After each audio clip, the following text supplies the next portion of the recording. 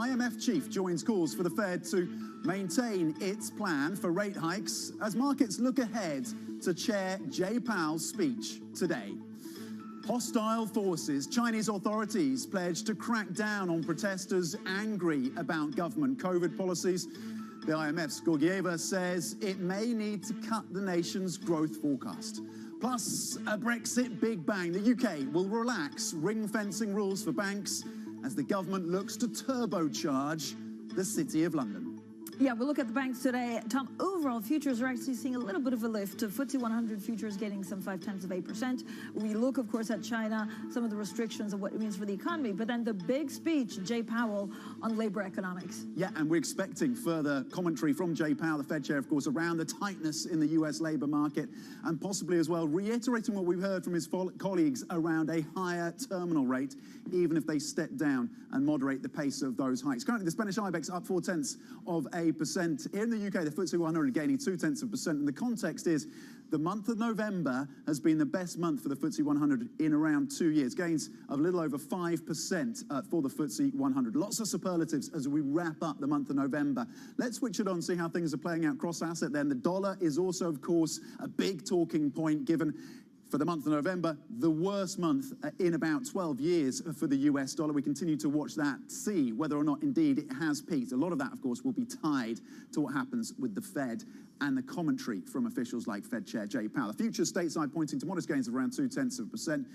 Here's the dollar impact then. Gains for the single currency here in Europe, 103. That's a gain of 0.2%. We had inflation data out of France coming in slightly higher than the estimates. We're going to get the all-round figure for the Eurozone later on this morning. The US 10-year currently 3.73. That's a move just of 1 basis point. You're seeing more action in terms of the sovereign debt in the Eurozone on the back of that inflation print out of France. Money moving out, yields up for the likes of bunds and BTPs. Brent, $84 a barrel. We'll be discussing oil later in the show, particularly in the lead-up to OPEC+, currently gaining 1.3%. We're looking at the banking sector, as Francine said, because of the news that officials and the reporting that officials in the UK are looking at relaxing the ring fencing. You're seeing some modest gains for the likes of Barclays, just up 0.6%. HSBC, though, down 0.4. Lloyd's gaining a full 1%.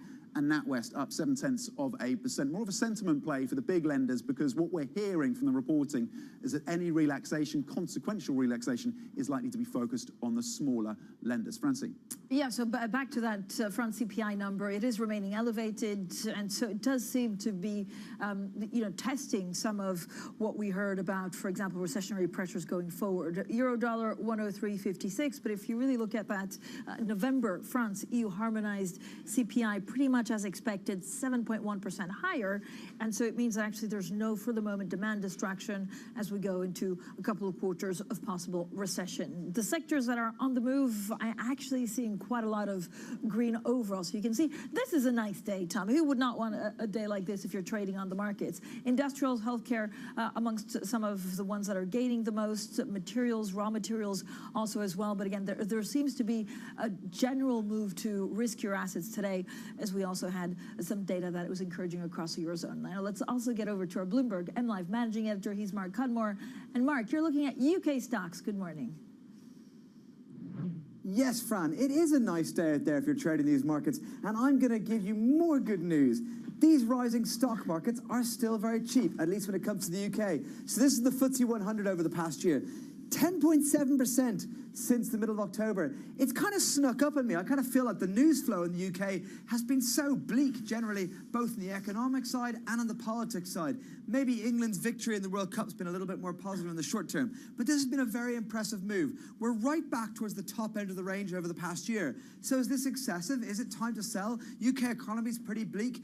Well, two counterpoints. One is, the UK economy isn't necessarily reflected in FTSE 100, that is often exposed to the rest of the world. And in fact, a weaker UK economy can mean a weaker sterling, which can help FTSE 100. So remember, this isn't always a UK economy play.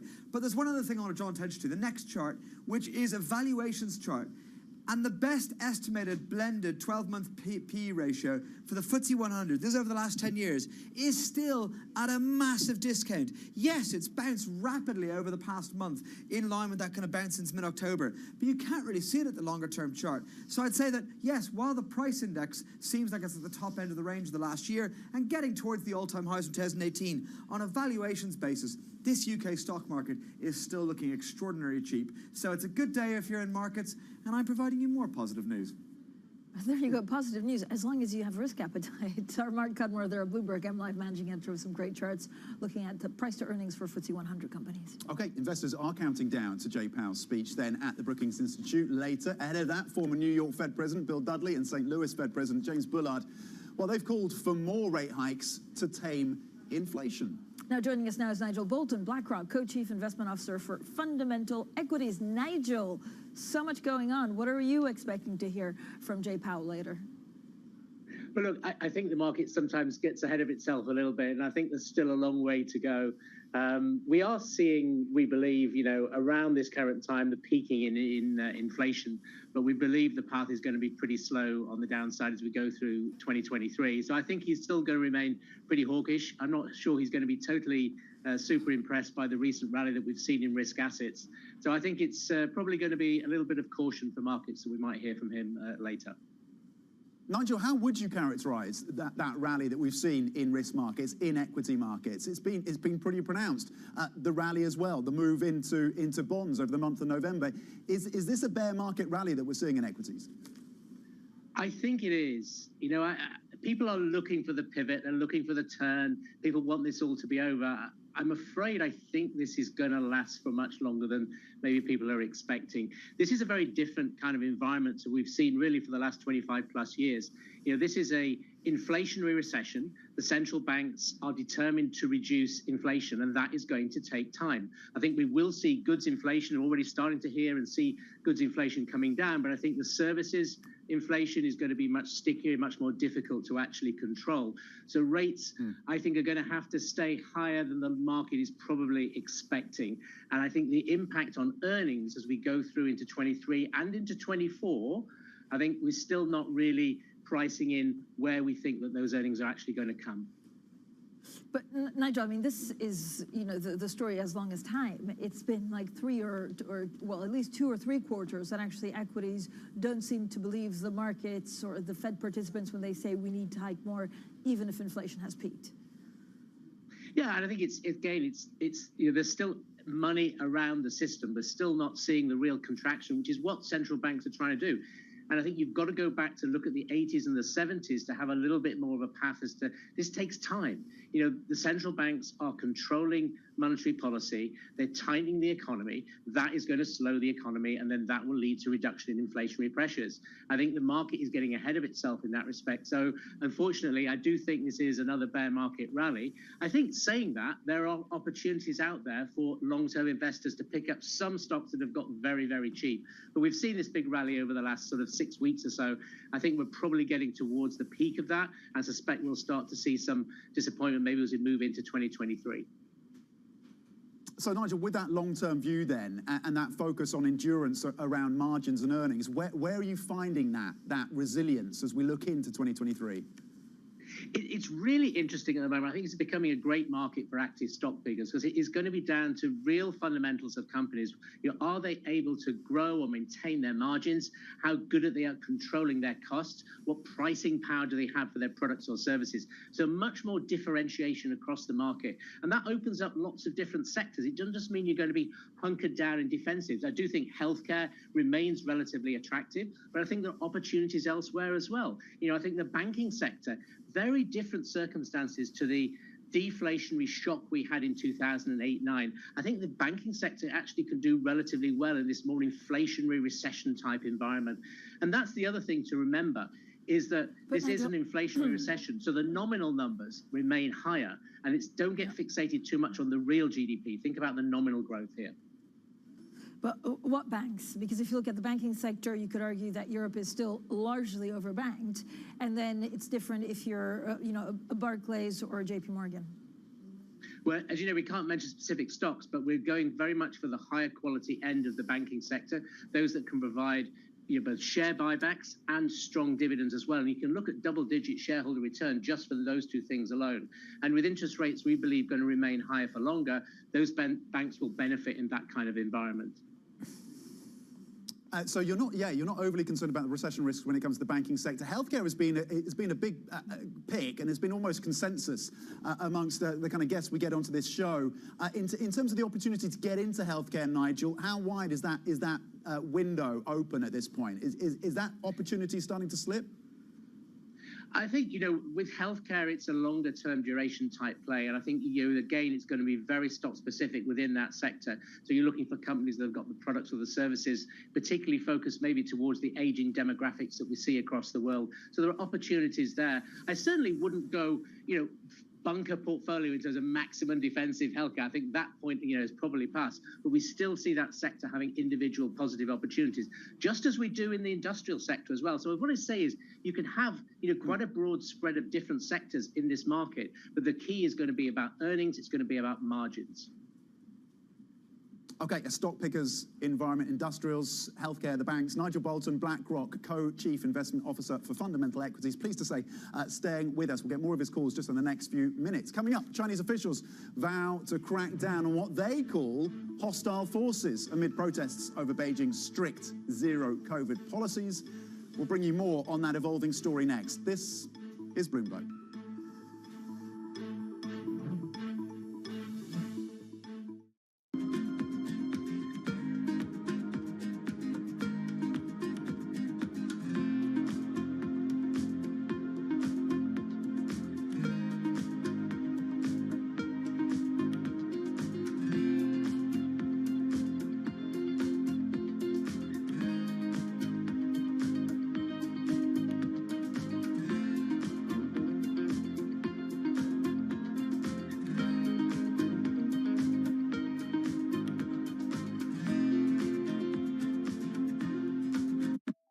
Now they're getting hundreds, maybe even thousands of applications. So software has come in to automate the process.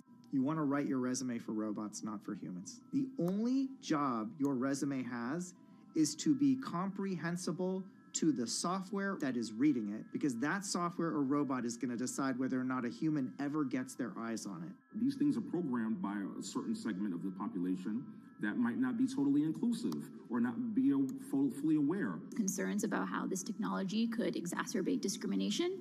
For the FTC, I think foremost, the FTC needs to be making sure that we're fully understanding this technology. We don't trust companies to self-regulate when it comes to pollution. We don't trust them to self-regulate when it comes to workplace comp. Why on earth would we trust them to self-regulate AI?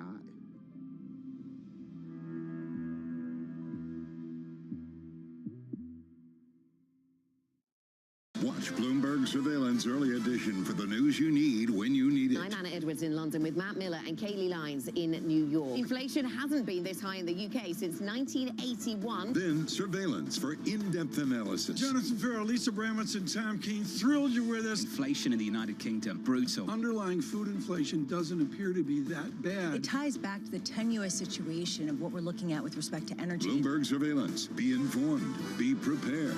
Be ahead of the game.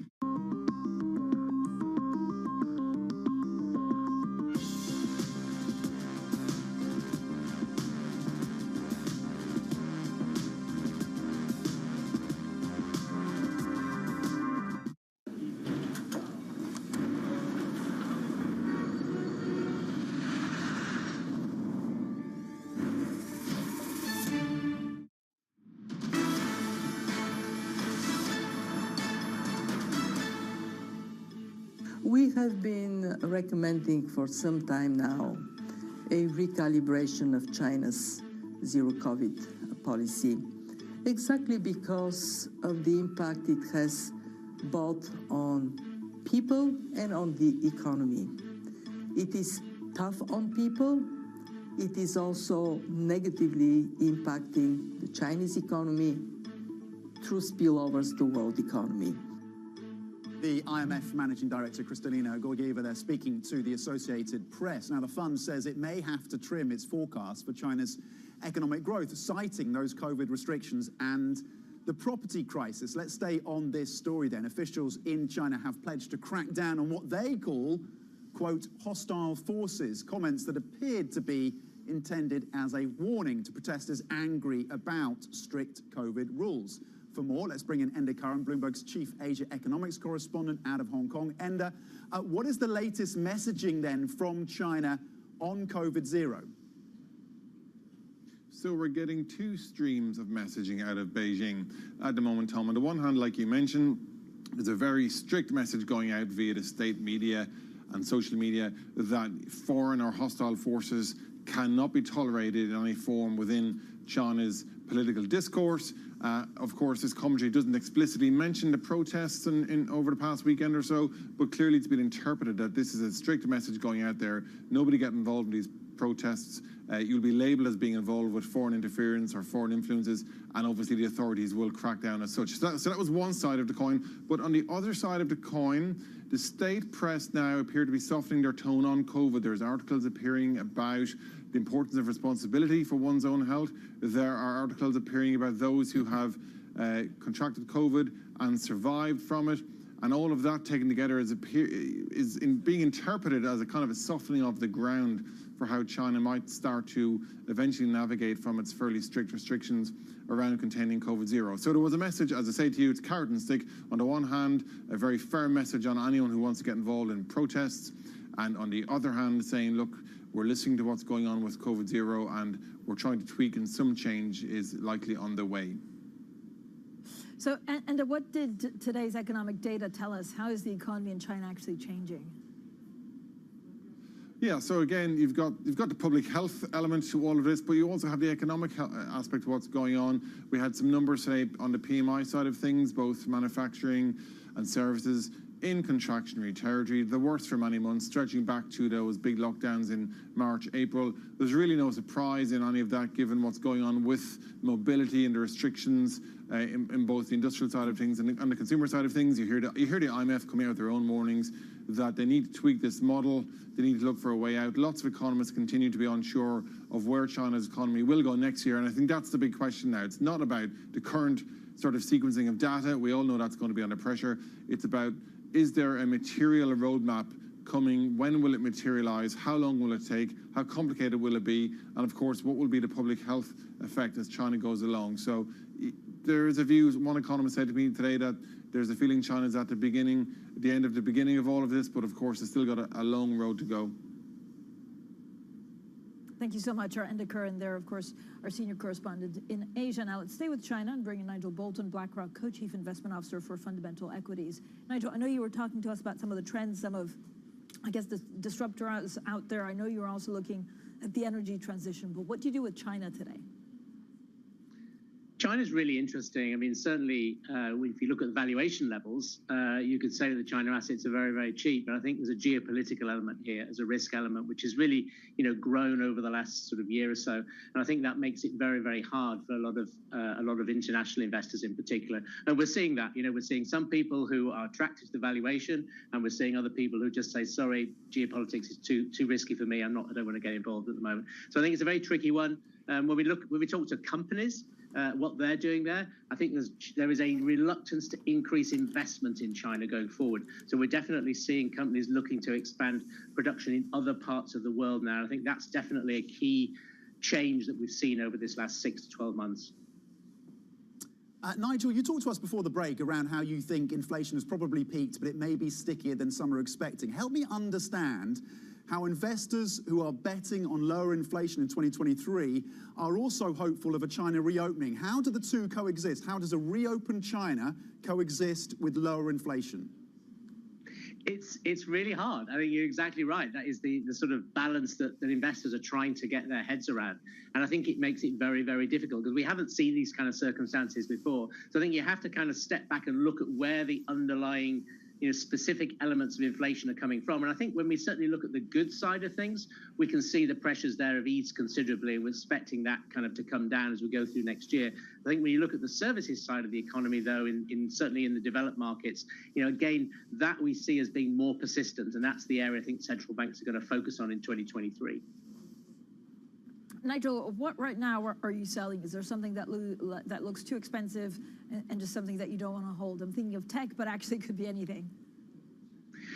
I think you have to be much more cognizant of valuation than we frankly have been for the last 10 years or so. The cost of capital has changed significantly. So when you do see sort of rallies that we've seen over the last 6 weeks or so, it does sort of provide you with the opportunities to reduce some exposure to those types of companies that maybe are not going to prosper in this environment. So what are those? Those are companies that have not got good cost control. They've not got good brand or good services that gives them pricing power. Those are going to be the key differentiators as we go into 2023. Okay, Nigel Bolton, really, really important insights. Thank you. BlackRock Co-Chief Investment Officer for Fundamental Equities, hitting on a number of key themes and how to position, particularly if you're a longer-term investor, within this inflation environment looking into 2023. Thank you. There is a little bit of news that we're going to get you caught up on. We'll get more details in terms of what's happening. Just checking in on the markets. Currently, you are seeing across the European equity space gains of 0.4%, so holding on to the upside within the session so far. Futures in the US pointing higher as well, between 0.2 and 0.3%. Within the currency space, the Bloomberg Dollar Index again down 0.2%. Euro bid at 103, again they have 0.2%. But a little bit of selling when it comes to sovereign bonds in Europe. A different picture when it comes to US Treasuries. Going to bring you more, of course, across these markets, including as well a focus on what's happening here in the UK as the government weighs relaxing rules that require banks to separate retail and investment banking services. A big bang. Is that in the making? We'll get details shortly. This is Bloomberg.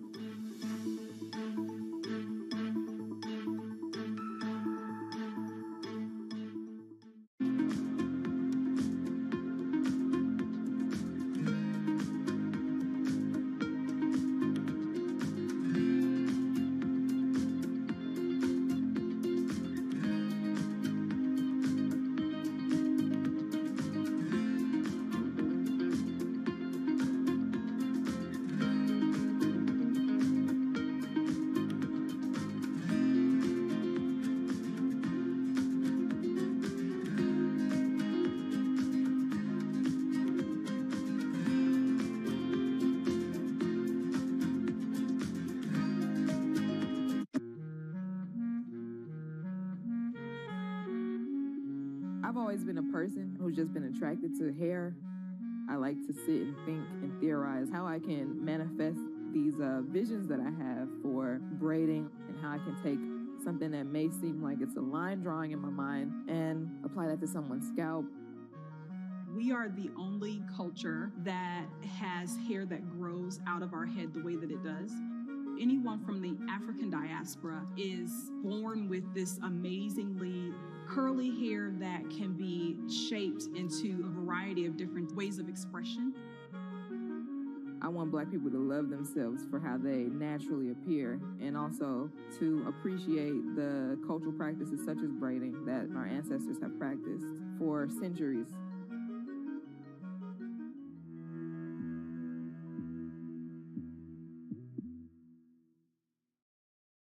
You've got to explain this one to me. What does it mean when the White House says we're watching markets carefully? It means they have a Bloomberg. I've seen the Bloomberg. I've been in and seen it. Lots of Bloombergs. Lots of Bloomberg. Lots of Bloomberg. Lots of Bloomberg. Lots of Bloomberg. Lots of Bloomberg. I've seen the Bloomberg. I've seen the Bloomberg. I've seen the Bloomberg. I've seen the Bloomberg. What does it mean? What does it mean? What does it mean? What does it mean? What does it mean? It means they have a Bloomberg. Information you want, analysis you trust. Everything you need to get set for the start of U.S. trading. Watch Bloomberg The Open with Jonathan Ferro. Weekdays on Bloomberg.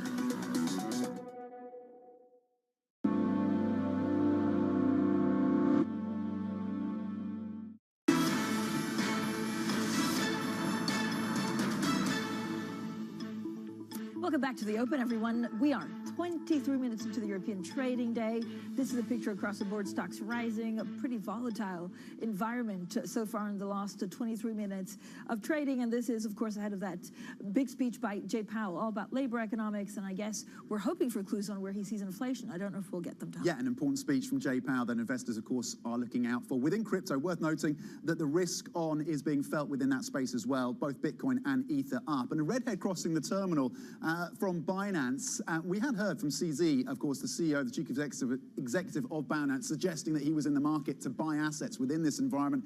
Now we get a redhead suggesting or stating that, in fact, Binance has bought Sakura Exchange. That's in Japan. So Binance re-entering the Japanese market as a regulated entity via this deal. That is the line that's crossed just in the last few minutes. Again, CZ of Binance had said that he was on the lookout potentially for opportunities to expand his footprint amidst the fallout of FTX. We'll bring you more details if and when we get them. Let's bring you the Bloomberg Business Flash now with Laura Wright. Laura.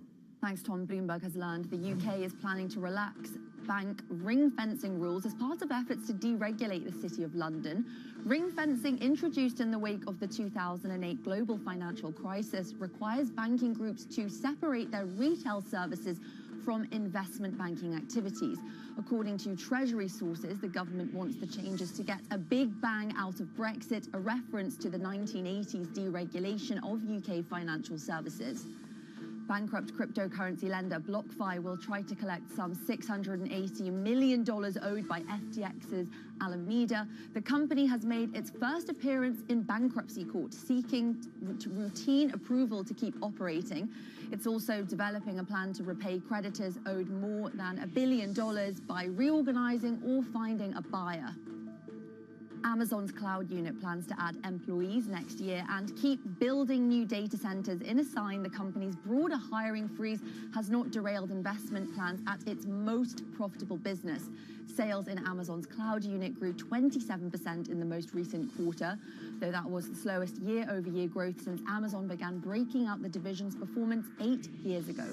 That's the Bloomberg Business Flash. Tom, Francine. Laura Wright, thank you very much indeed. Come on, stocks on the move, or at least corporate stories that are of interest today. The banking sector, Laura is talking about the details there, the reporting around the relaxation of the ring fence for that sector. It's likely to impact the smaller lenders more than the larger ones like Barclays, but of course we're keeping an eye on this sector given potentially some more positive sentiment there.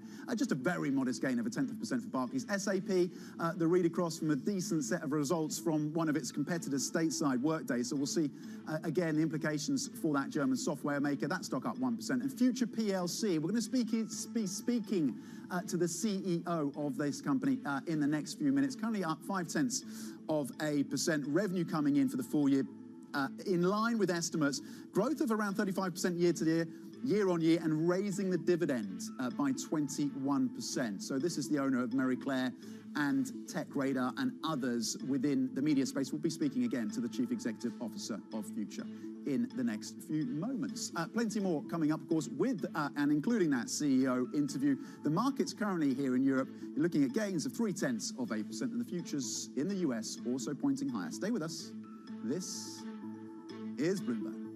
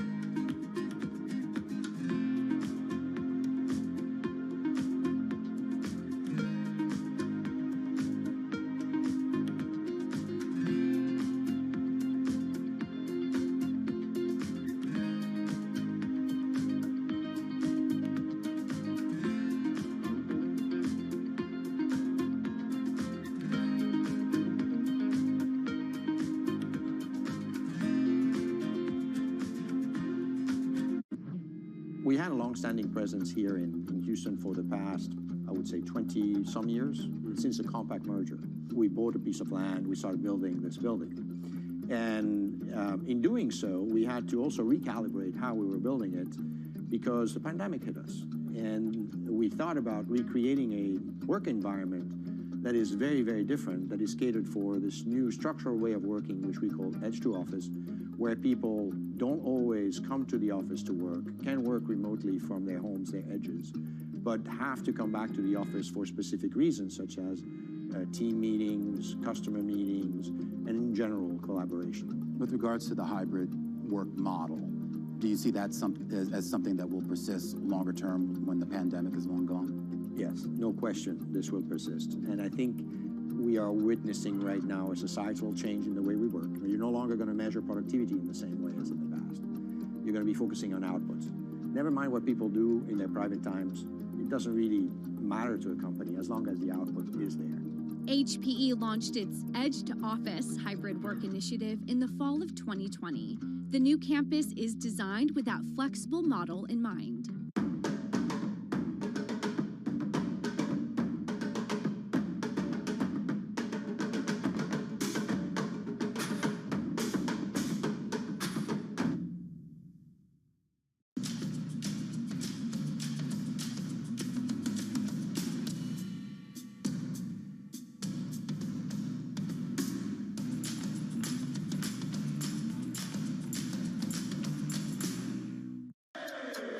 This is Bloomberg Daybreak with Lee. On Bloomberg Radio. Welcome to Daybreak Australia. This is Countdown to the Close. Welcome to Bloomberg Crypto.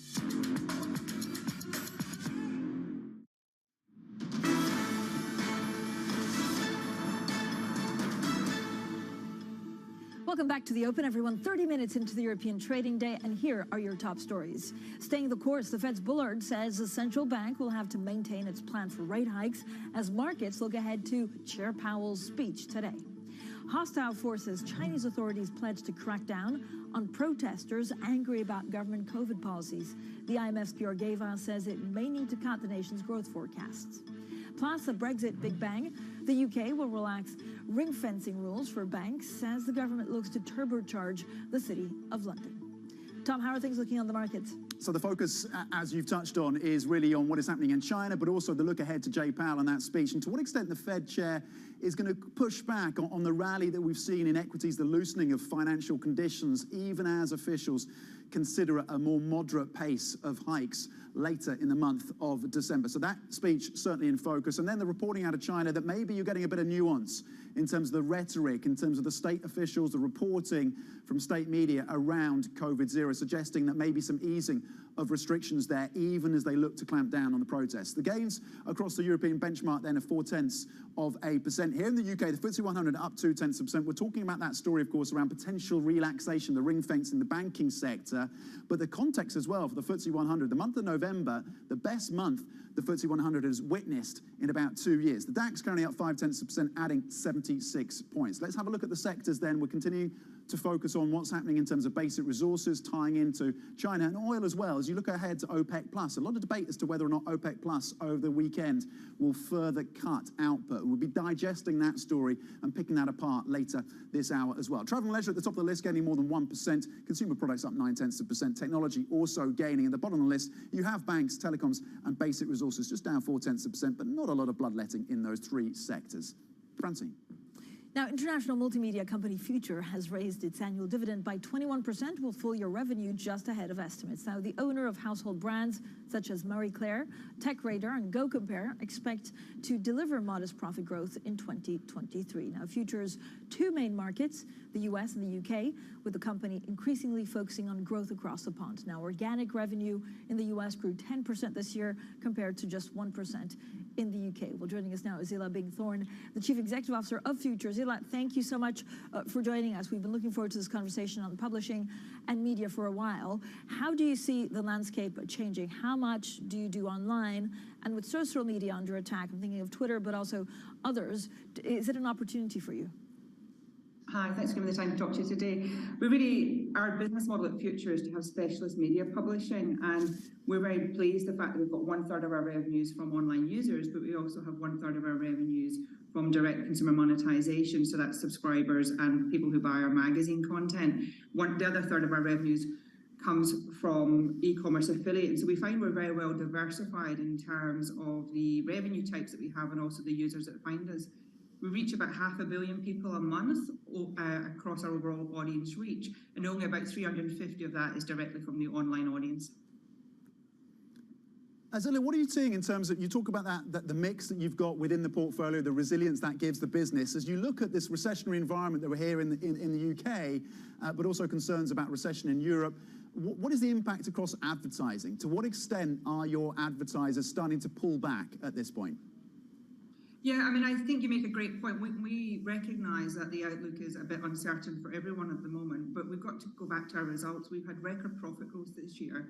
We grew our media advertising 7% organically during the last 12 months, which, given the sentiment in the wider market, I think is an outstanding result. And when we compare ourselves to our competitive set, we certainly feel we're outperforming that market. And that really goes to the quality of the audiences that we have. We have really endemic audiences who care deeply about the brands that we own, and therefore we feel that, albeit while the market might be uncertain, we're well positioned to trade into that.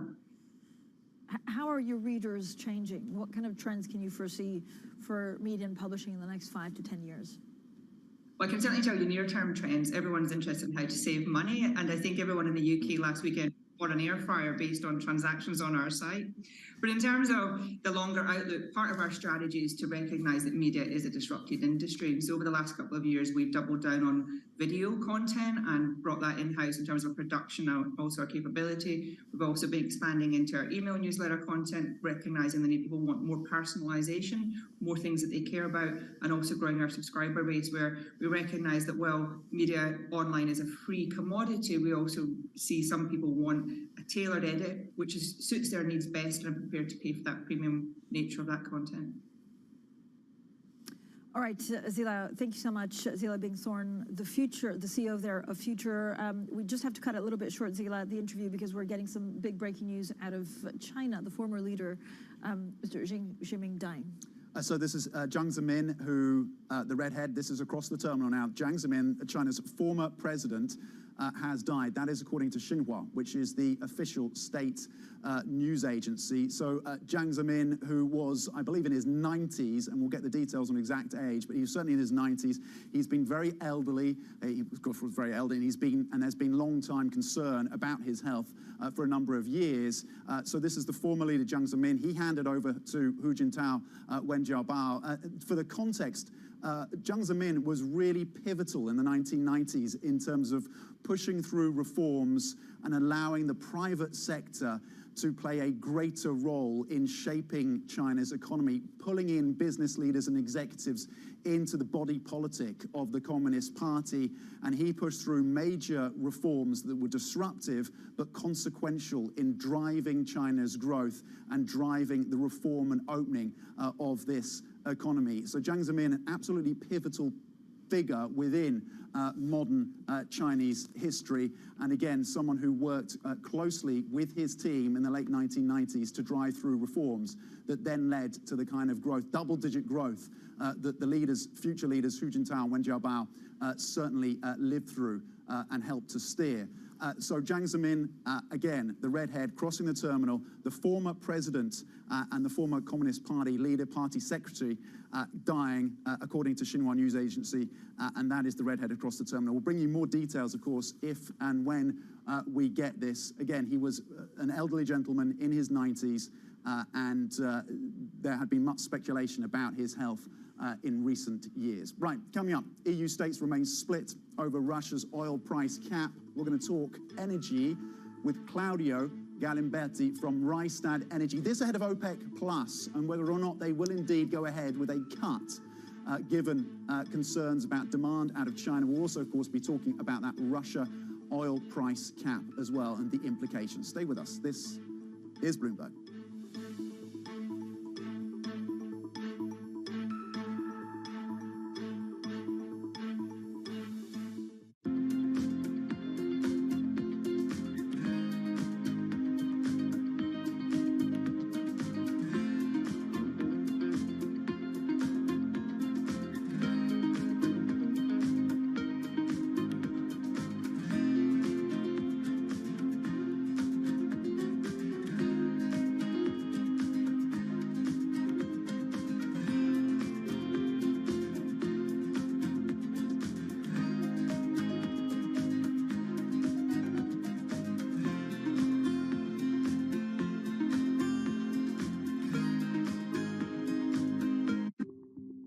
the past 2 decades, China has built large infrastructure projects in almost every country in Africa.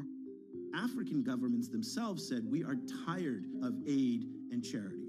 We want to do trade. We want to be treated like partners. The Chinese came along and said, great, we don't do aid and charity. We want to do business with you. Global Gateway will mobilize 300 billion euros till 2027. Now the US and Europe are answering back with their own infrastructure initiatives to counter China, but African experts are skeptical. China has been that guy around the corner with, a bouquet of flowers to Africa, of the US, Europe and the UK, have time and time again said, be careful of the flowers you see out of the window, they have thorns on them.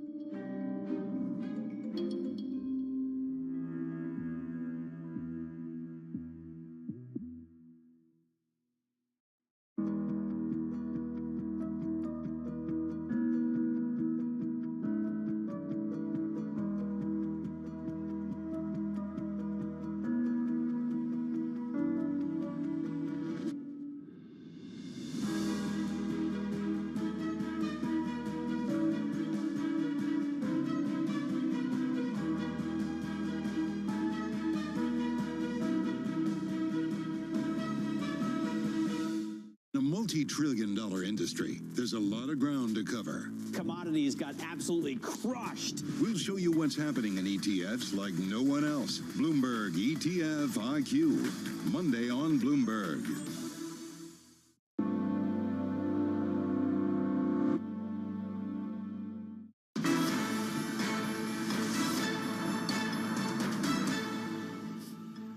Welcome back to the Open, everyone. 40 minutes into the European trading day. Across the board, yes, we're seeing gains. European stocks gaining some 0.3%, but it is, we had some inflation figures, of course, in France, but it's all about that Jay Powell speech and what he says on labor economics, Tom. When it comes to oil, Brent trading at $83 a barrel, that's a gain of 1%. WTI still below $80 at $78 per barrel. That's just a modest gain of 0.6% this morning. This ahead of that OPEC Plus meeting. They're set to meet virtually this Sunday, and there is speculation that the alliance will agree again to reduce supply to counter market weakness. The gathering comes the day before a deadline for EU sanctions on Russian crude flows, although a related price cap has yet to be finalized. Joining us now is Claudio Galimberti, a Rystad Energy Senior Vice President of Analysis and someone who really has wrestled with the detail of the oil market for a number of years and is across all of the granularity for us. Let's start with OPEC, the OPEC Plus and the speculation. Do you think they go for a cut, given the concerns out of China, given concerns about the growth dynamics globally? Is that where they're looking? Thank you for inviting me. There is a lot of uncertainty. So if I was OPEC Plus, it would be a very tough decision because you have a lot of uncertainty on the demand side. We have seen the lockdowns in China and the drop in traffic. It's not that big as you read from the headlines. The drop is just 2 to 3%. There is a lot of uncertainty on the supply side. So we don't know what's going to happen with the Russian trade flows. So the European Union is due not to receive oil from Russia, crude from Russia, starting next week. So that could be a big drop in Russian production. So yeah. There is a lot to be discussed. Yeah. So what is OPEC Plus actually trying to do right now? Because there seem to be fraying into foreign policy, certainly in helping Russia with some of the prices. Are they targeting a price? I know they don't say it openly, but are they trying to stabilize the price of oil, or are they also trying to help friends? I think they're trying to do both. For sure, in the past 2 years, they have stabilized the market exceptionally well. So if you think about the big dislocation that came from the pandemic, I mean, the rebalances was thanks in big part to OPEC, and they will continue to do that. On the other side, there's also Russia is part of OPEC Plus. Therefore, they need to be careful in dealing with the ongoing with the incoming ban on Russian crude trade flows. So it's a very difficult balancing act for OPEC, and there are a lot of uncertainty both on the demand and on the supply side. If I was to guess, probably there is more concern on the demand side as of now than the supply, because we do believe that the ban on Russian crude will only have limited impact initially.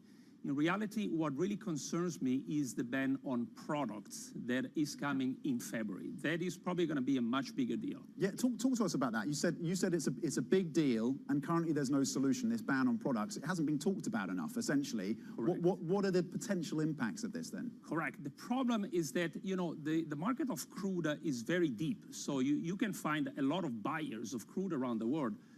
The problem on the product side is that it's not that deep. So once you ban Russian products, then it's difficult for Russia to find buyers of its products. And to the same token, it's difficult for Europe to find diesel supply to be imported. So it's a much bigger deal, the one coming in February.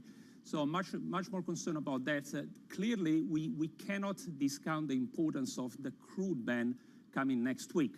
Right. And the fact that if, as a matter of fact, if they don't find a solution for the insurance, right. Then we can have a significant drop in the barrels that are transported waterborne from Russia and Claudio, to Asia. We want to talk about China. We also have to remind all of our viewers that we found out about 15 minutes ago, actually 10 minutes ago, that the Chinese former president Xi Jinping had died. He had organ failure, we understand, and also leukemia, and he was 96.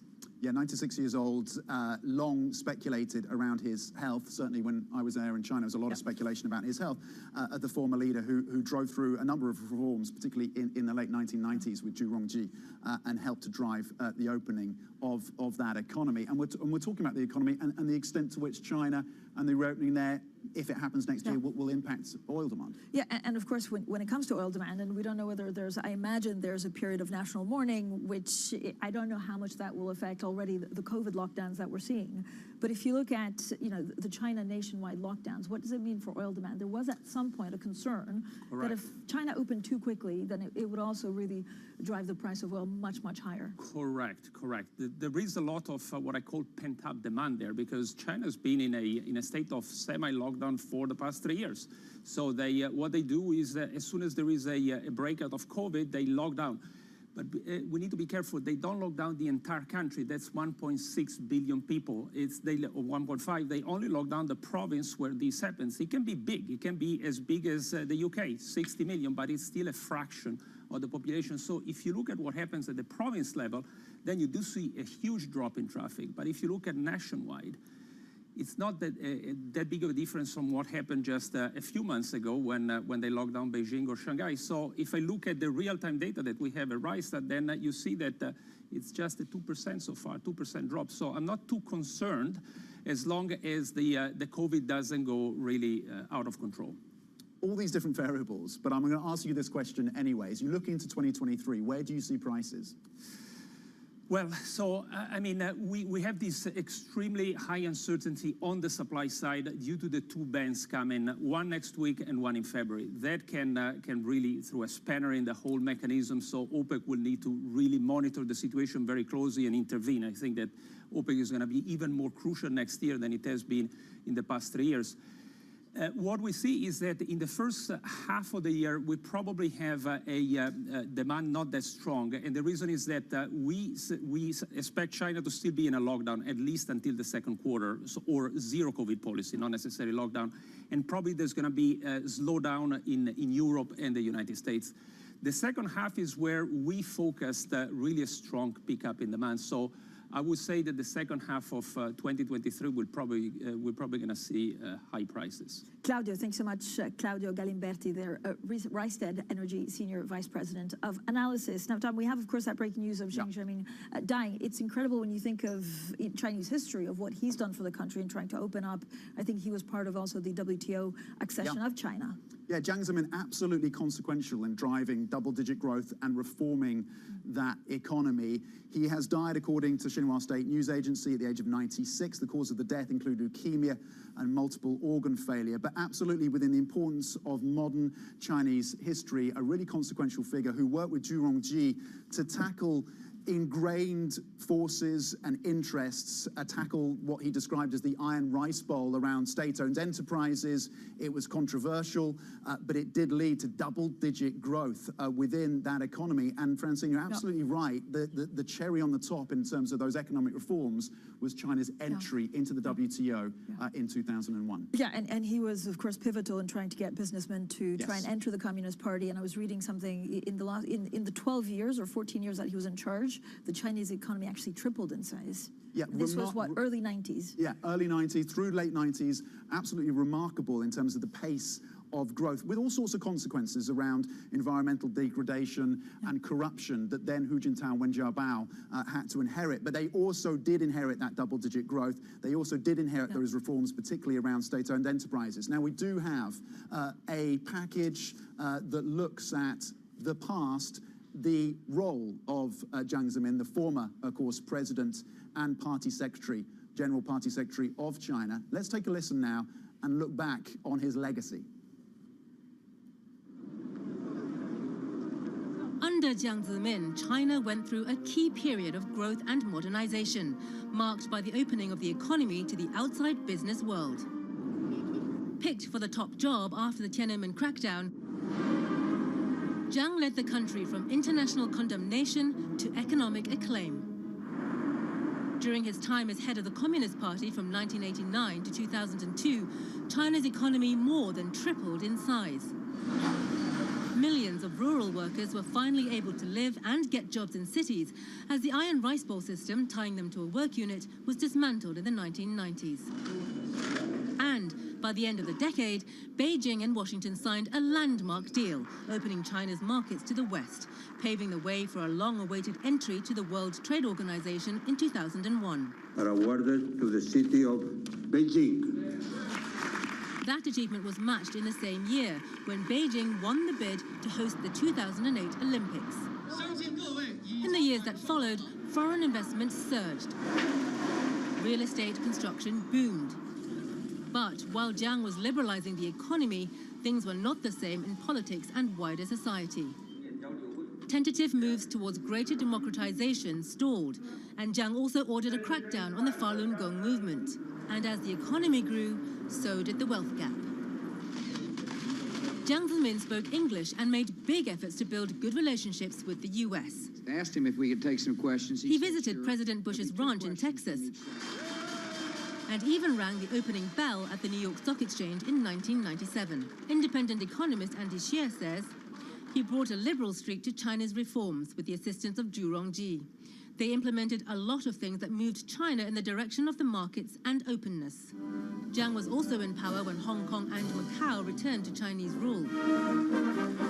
He was succeeded by Hu Jintao as General Secretary of the Communist Party and China's president.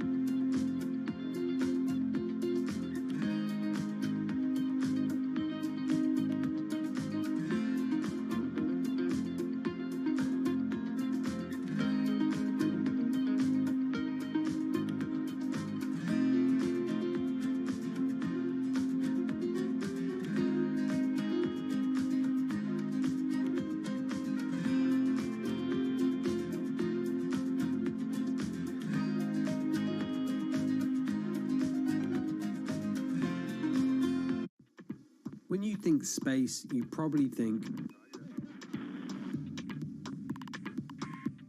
one space agency that travels under the radar is ESA, which is surprising considering what the European Space Agency has achieved and how vital it is to the global space industry. We've collaborated with pretty much everybody who is involved in space exploration. The ESA wants to be a leading force in furthering humanity's mission into space. Commander Ground, do you copy? Copy. If we want to have successful human missions to Mars, we are going to have to learn to live and work off-world in a different way. The place where we are going to learn to do that is on the moon. Can ESA help humanity take its next giant leap?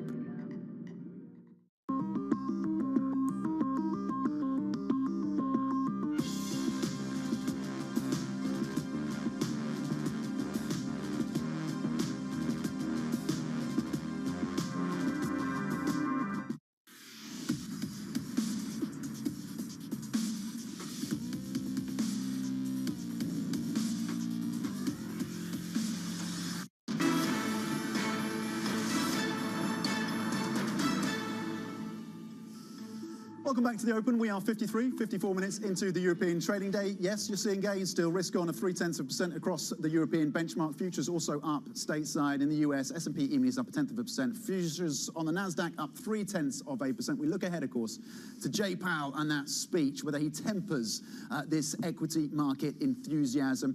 And some of the news out of China around easing of restrictions as we digest as well the news of the death of the former President Jiang Zemin. Let's get back to what's happening in the UK, though. Bloomberg has learned that the UK government is planning to relax the ring fencing of banks. That's as part of efforts to deregulate the City of London and get a, quote-unquote, hoped-for big bang out of Brexit. Joining us now is Bloomberg reporter Lizzie Burden, who's across the details for us. Lizzie, what do we know about the ring fencing plans? Well, of course, the whole point of ring fencing was after the financial crisis to reduce risk, prevent banking collapses. And so banks have been required to have separate pots of capital to absorb all the separate losses. Now, the government's argument is that that traps capital unnecessarily. And so, therefore, this is part of the deregulation efforts post-Brexit. Now, I would draw the distinction between this big bang and Margaret Thatcher's big bang, and that being deregulation then was accompanied by innovation. And ask business leaders, they'll complain to you that there isn't enough of a plan from this government to grow the economy. That's exactly what they were telling me at the CBI's conference last week. And you can see it in two separate surveys this morning that show that UK business confidence has dropped. The other thing that I would point out is it's something of a misnomer to talk about a Brexit big bang in the context of ring fencing when the EU rules don't even require it. And actually the UK was something of an international outlier when it comes to this regulation. Yeah, and it is, I absolutely agree, you know, extremely different when you're trying to enter a global financial hub, which was the last time we had a big bang.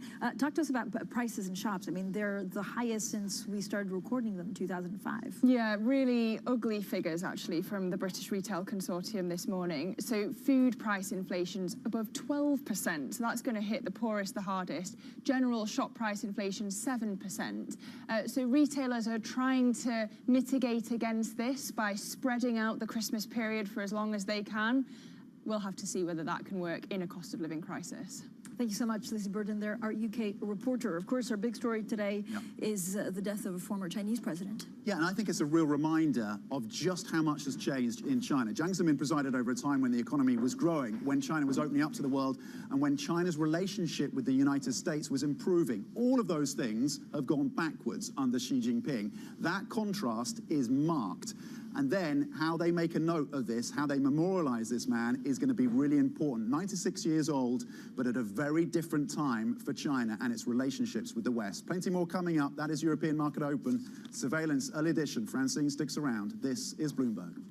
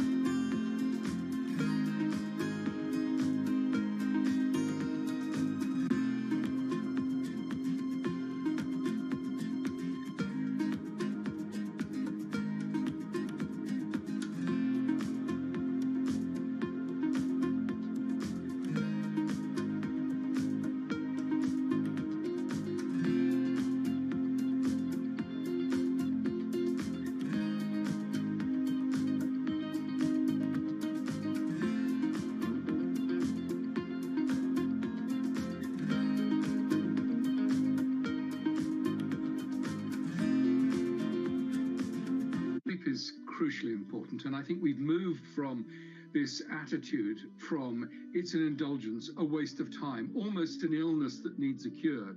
For something as universally important to human life as sleep, mysteries surrounding its necessity and utility have only just been recently uncovered. Some of our biggest discoveries were in the 1970s or 1980s, and so it makes it a really exciting field because it seems as though we're uncovering new insights each and every day. Some scientists are going further to find out how sleep and what happens there can be harnessed to further expand our understanding.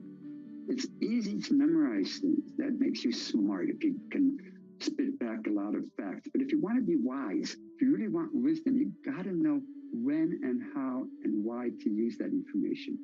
And that's what your brain figures out while you're sleeping.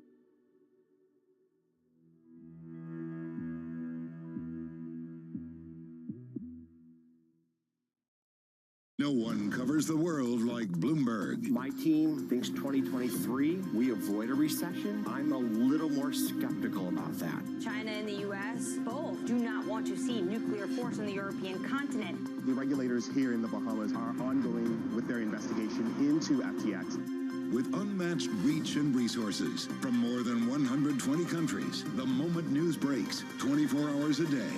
Bloomberg, your global business authority. Information you want, analysis you trust. Everything you need to get set for the start of U.S. trading. Watch Bloomberg The Open with Jonathan Ferro. Weekdays on Bloomberg.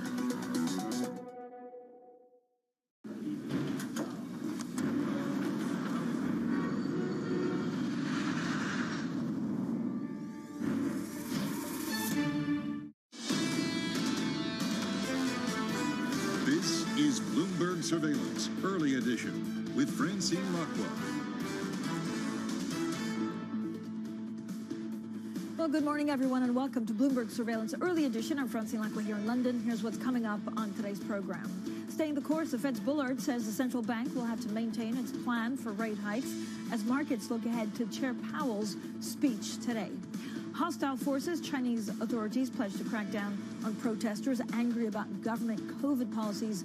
The IMF Georgieva says it may need to cut the nation's growth forecast. Plus, a Brexit big bang. The UK will relax ring-fencing rules for banks as the government looks to turbocharge the City of London. Now, we'll get to the markets in a second. Of course, main market focus will be on that Labour speech by Jay Powell. But in the last half an hour, we also found out the death of Jiang Zemin. He is the Chinese leader who presided over more than a decade of dramatic growth, followed by the bloody 1989 crackdown on pro-democracy protesters in Tiananmen Square. He has died. He was 96. Now, during his tenure, from 1989 to 2002, China's economy more than tripled in size. And of course, he was the one who encouraged businessmen to join Communist Party and to also at the same time encourage China to join the World Trade Organization. So as we, of course, mark this hugely historical event, we look at the implications of what this means for the crackdown in China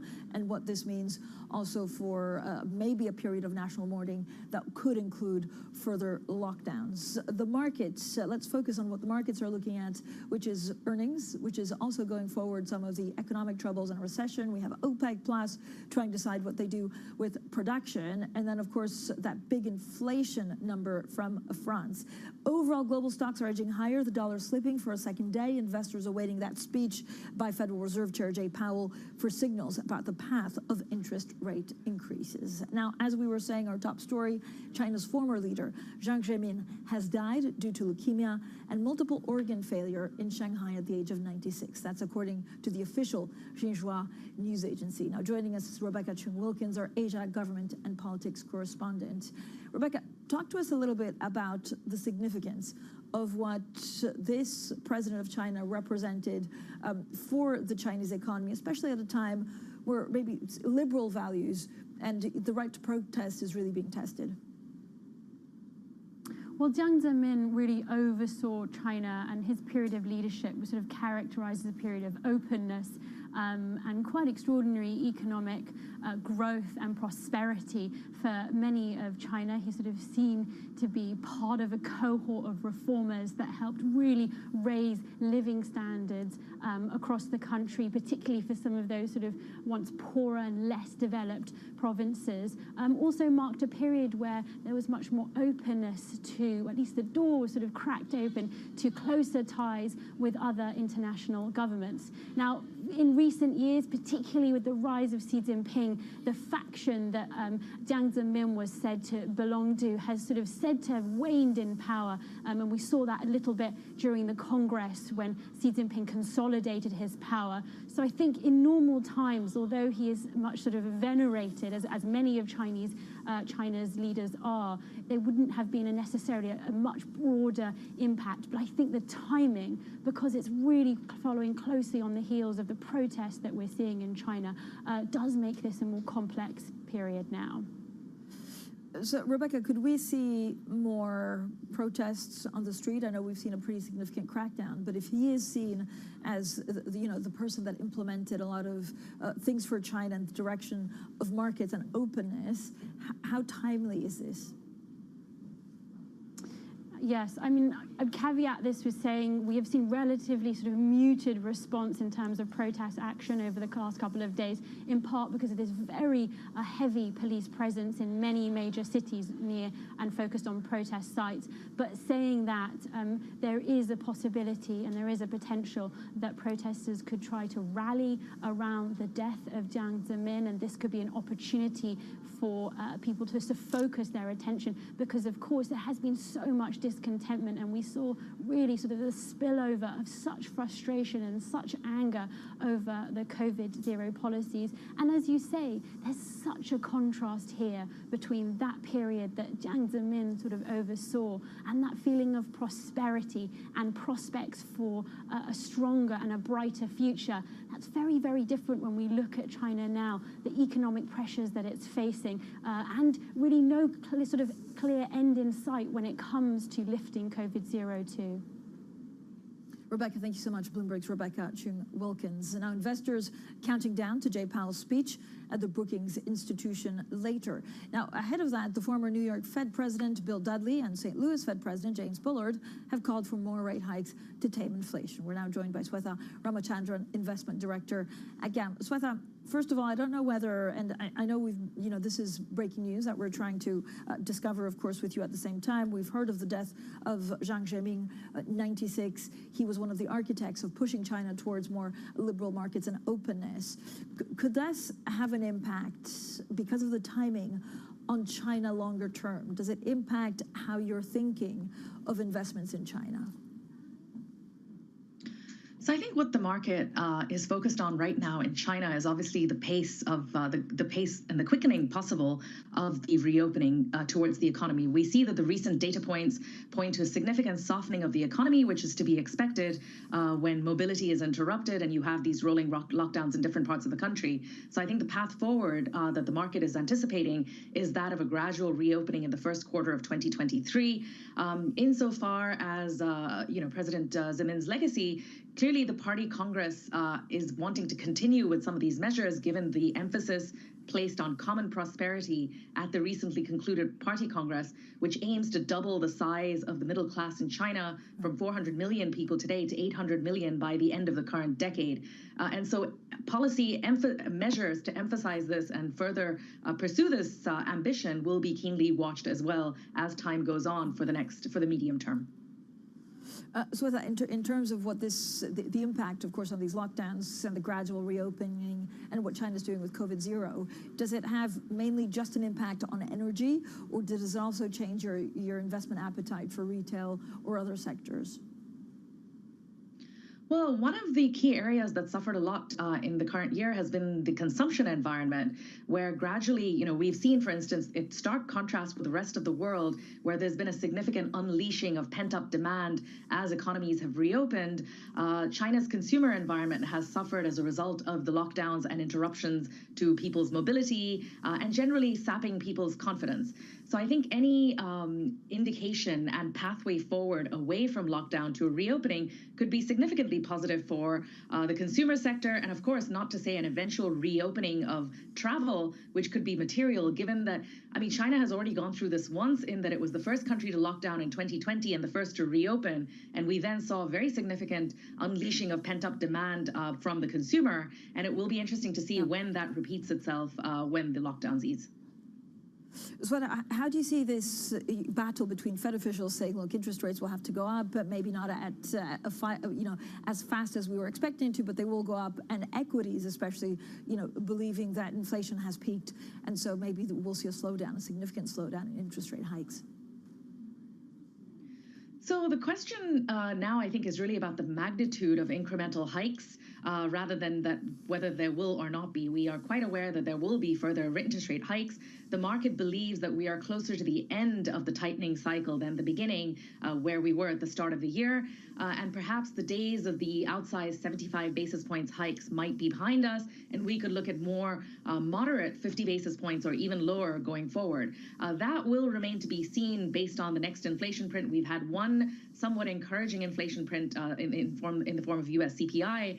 And should that persist for a second month, I think then the market will be justified and vindicated in taking the stance that the magnitude of further interest rate hikes from here will necessarily be lower than what we have seen to date. Sweta, what are you expecting from Jay Powell today? There's so much writing on his speech. What can he actually tell us in terms of labor economics? Yeah, I believe it'll be probably more nuanced in terms of considering perhaps the risks to the economy going forward from over-tightening rather than necessarily the need for tightening, given so much of the heavy lifting has been done already. But I don't think he will necessarily open the floodgates to a path towards easing in 2023, as many people in the market seem to believe. I believe we're still some way off of that. But I think today will offer perhaps more of a balanced view than what we have seen so far in terms of the need to only target inflation. Perhaps now the view will shift much more towards the effects of having targeted inflation working their way through the economy and prompting a softening that we will see likely at the start of next year. All right, Sweta, thank you so much for all of the insights. Sweta Ramachandran, their investment director at GAM, joining us this morning. Coming up, Institute of International Finance President and Chief Executive Tim Adams on the risk to the global economy. That interview is up next, and this is Bloomberg.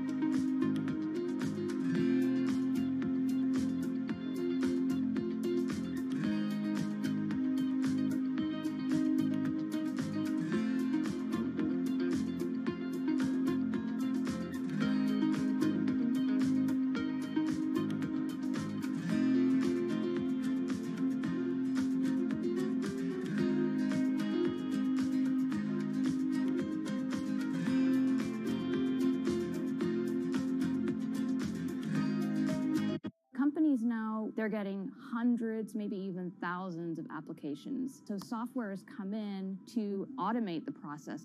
You want to write your resume for robots, not for humans. The only job your resume has is to be comprehensible to the software that is reading it, because that software or robot is going to decide whether or not a human ever gets their eyes on it. These things are programmed by a certain segment of the population that might not be totally inclusive or not be fully aware. Concerns about how this technology could exacerbate discrimination. For the FTC, I think foremost, the FTC needs to be making sure that we're fully understanding this technology. We don't trust companies to self-regulate when it comes to pollution. We don't trust them to self-regulate when it comes to workplace comp. Why on earth would we trust them to self-regulate AI?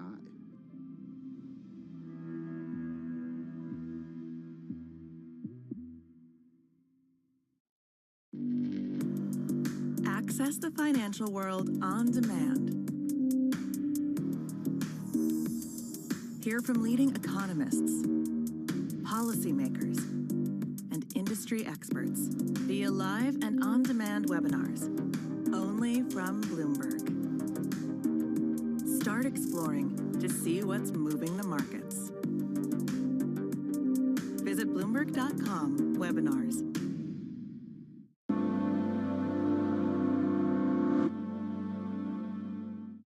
All eyes are on the jobs report. Jobs report Friday is going to be huge. It's the final stretch of 2022. Is there actually going to be some change in the tone? Wage data might be more important than the CPI. This Friday, Tom, John, Lisa, and Mike will bring you crucial data and expert analysis at terminal speed. The labor market is stronger than people have thought it would be. The recession is not here yet, but the check is certainly in the mail. We're going into a downturn at full employment. The November Jobs Report, Friday on Bloomberg Television and Radio.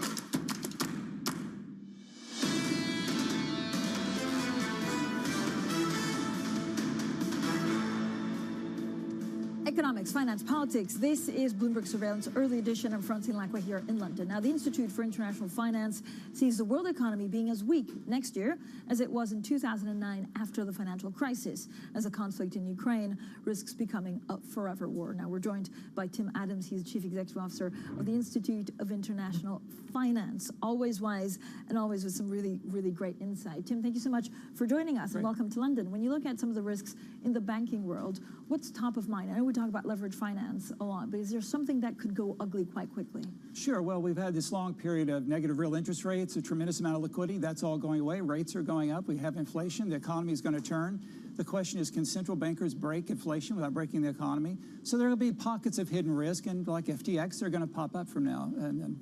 Do you worry about leverage? Again, it's not the same if you're financing yourself with interest rates at 1% than if you're financing yourself with interest rates at 5%. I do, Francine. We've seen globally debt to GDP go up to 350%. We're $100 trillion worth of debt we've added in this cycle. But we pushed a lot of the risk out of the banking sector into non-regulated, non-visible parts of the sector. So there's risk out there. We just don't know where it is. So, but where do you see, I mean, when you look at some of the, the downfalls, I've heard shadow banking, it could be in some assets that will come up ugly. Could we risk reliving 2008? I don't think so. I don't think there's a systemic set of connections between those potential bubbles, but I think bubbles are going to pop. And FTX is an example of business plans were made on a napkin that just didn't work. Yeah, are you seeing any crypto contagion to banks? We see, no, not to banks because we've been precluded from being in the business. But I don't think it's crypto per se. I think what we saw with that particular enterprise is just really bad governance and bad oversight. But so, what, the fallout, when do we find out exactly what the second, third round, and if any fourth round effects are? Well, next year, obviously, the economy is going to continue to turn. Rates are going to go up. Things are going to pop. And then we have macroeconomic risks, as we've just discussed. The outlook for China, 3% growth or 5% next year, really remains to be seen. But when you look at FTX, and this is fascinating because we're hearing of other things potentially going under. We heard of Genesis and others trying to understand exactly who's been lending to what. Like, what does it mean for regulators? Do they need to take a hard look at this and say, actually, we need to regulate it like a bank or a trading platform?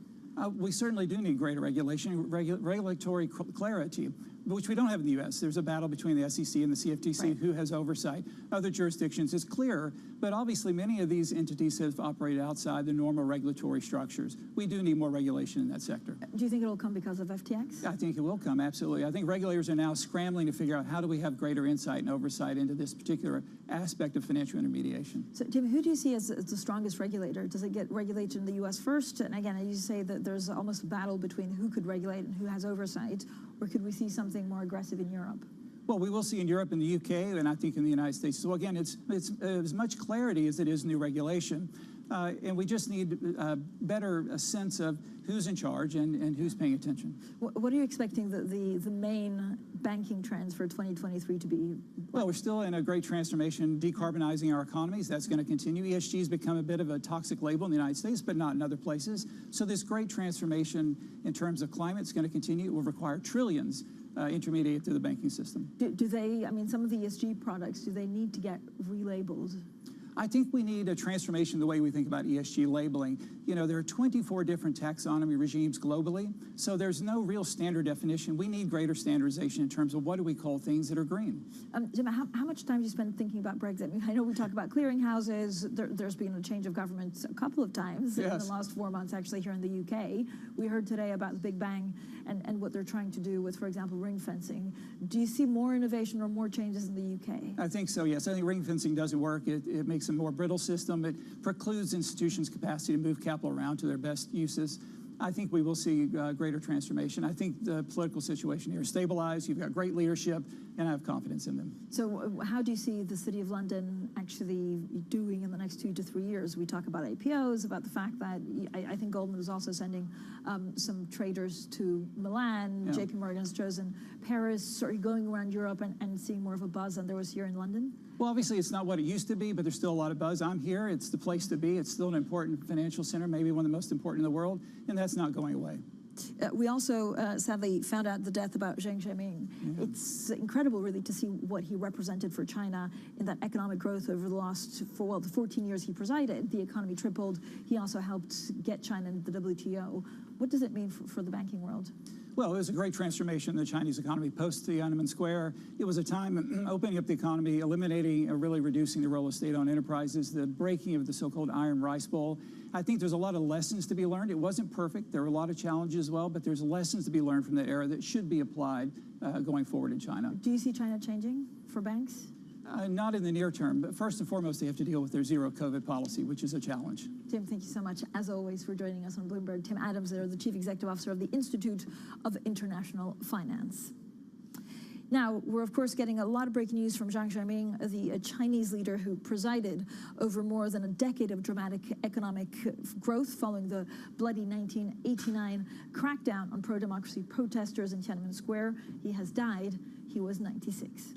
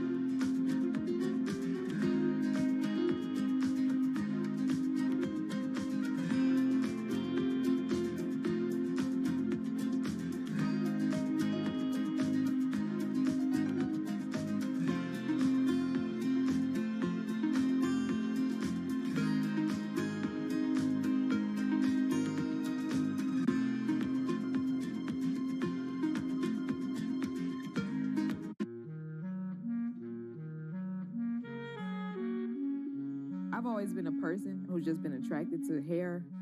I like to sit and think and theorize how I can manifest these visions that I have for braiding and how I can take something that may seem like it's a line drawing in my mind and apply that to someone's scalp. We are the only culture that has hair that grows out of our head the way that it does. Anyone from the African diaspora is born with this amazingly curly hair that can be shaped into a variety of different ways of expression. I want Black people to love themselves for how they naturally appear, and also to appreciate the cultural practices such as braiding that our ancestors have practiced for centuries.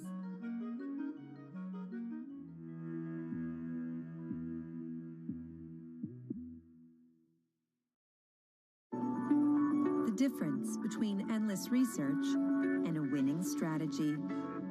To improve your firm's productivity and profitability, Bloomberg Law combines the latest in AI-powered tools and in-depth analysis to accelerate the research process. To grow your practice and make better use of your valuable time. The difference is Bloomberg Law.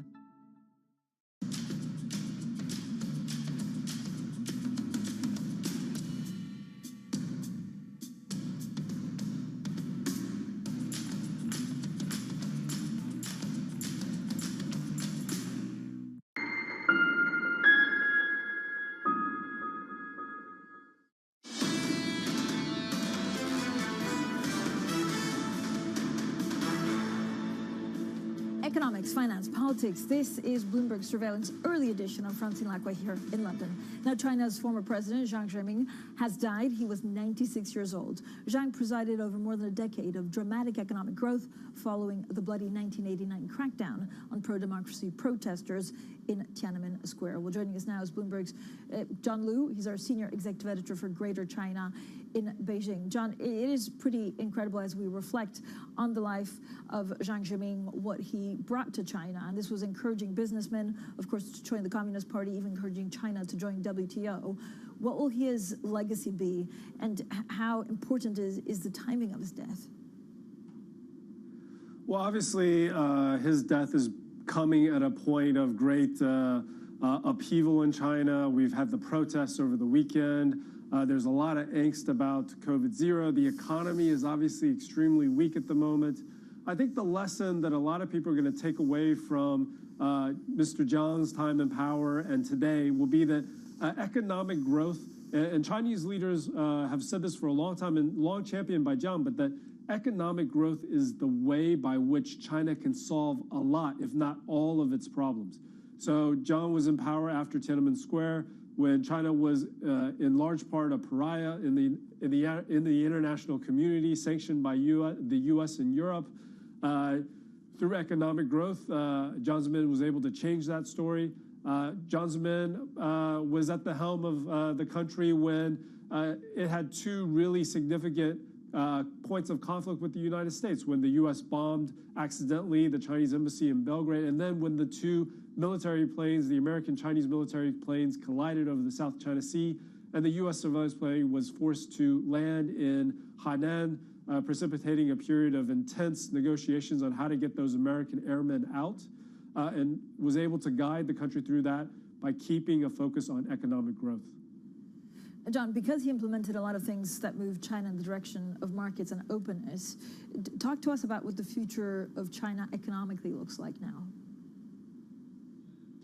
Well, I mean, COVID obviously is first and foremost, and we are starting to see some pullback in the way that the government is executing on that policy.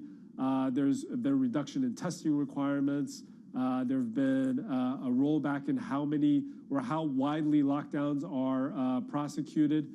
I think the leadership definitely is aware of the weekend protests, is aware of how much frustration there is out in the populace, and they are trying to do things to change.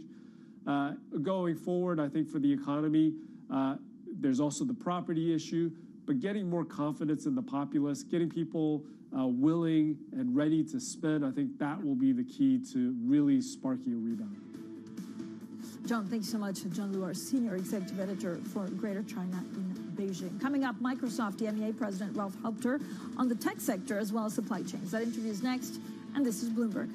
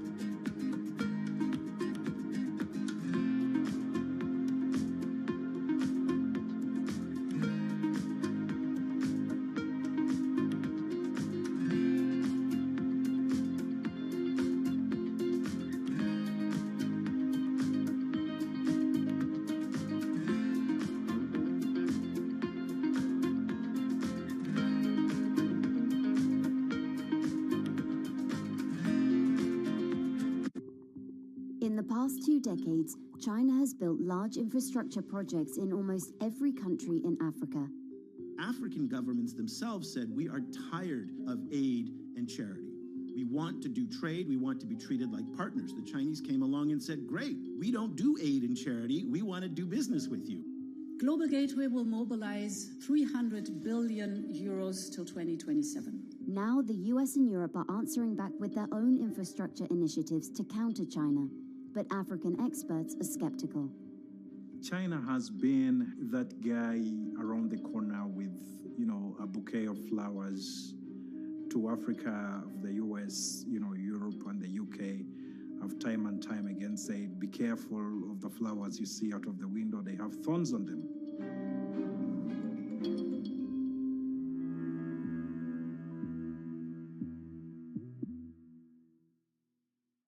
Watch Bloomberg Surveillance Early Edition for the news you need when you need it. I'm Anna Edwards in London with Matt Miller and Kaylee Lines in New York. Inflation hasn't been this high in the UK since 1981. Then surveillance for in-depth analysis. Jonathan Ferrell, Lisa Bramwitz, and Tom Keene, thrilled you're with us. Inflation in the United Kingdom, brutal. Underlying food inflation doesn't appear to be that bad. It ties back to the tenuous situation of what we're looking at with respect to energy. Bloomberg Surveillance. Be informed. Be prepared. Be ahead of the game. In a multi-trillion-dollar industry, there's a lot of ground to cover. Commodities got absolutely crushed. We'll show you what's happening in ETFs like no one else. Bloomberg ETF IQ. Monday on Bloomberg. This is a market that over the past few weeks has made it clear it wants to go higher. It got a little spooked by the idea that geopolitical tensions are rising.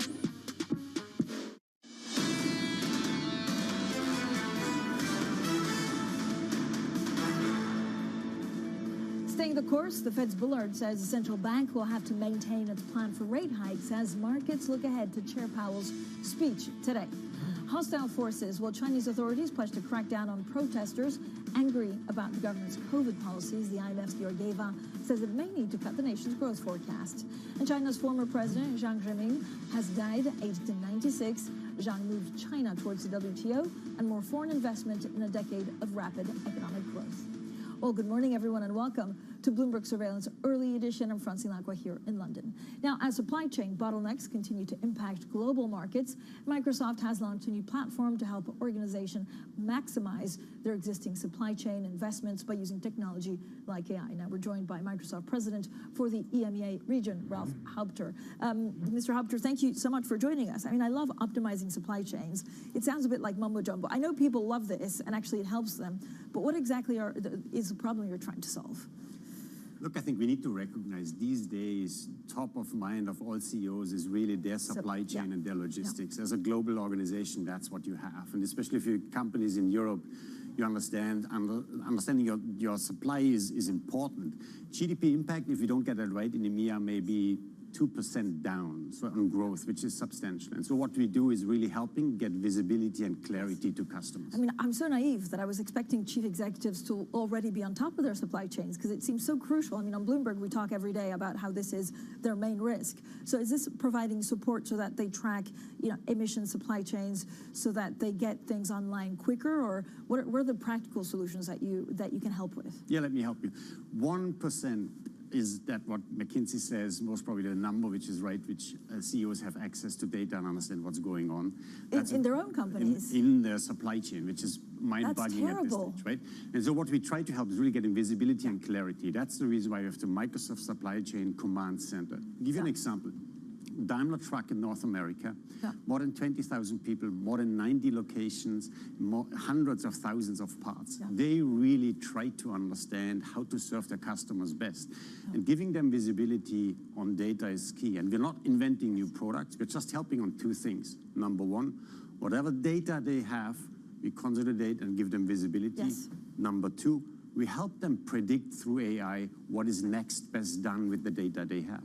And so this could be chips. I mean, we've seen so many supply chain issues, and a lot of the things actually, and maybe them not front running it, so not knowing what they need, but also not having the actual thing. Are supply chains overall getting easier to manage?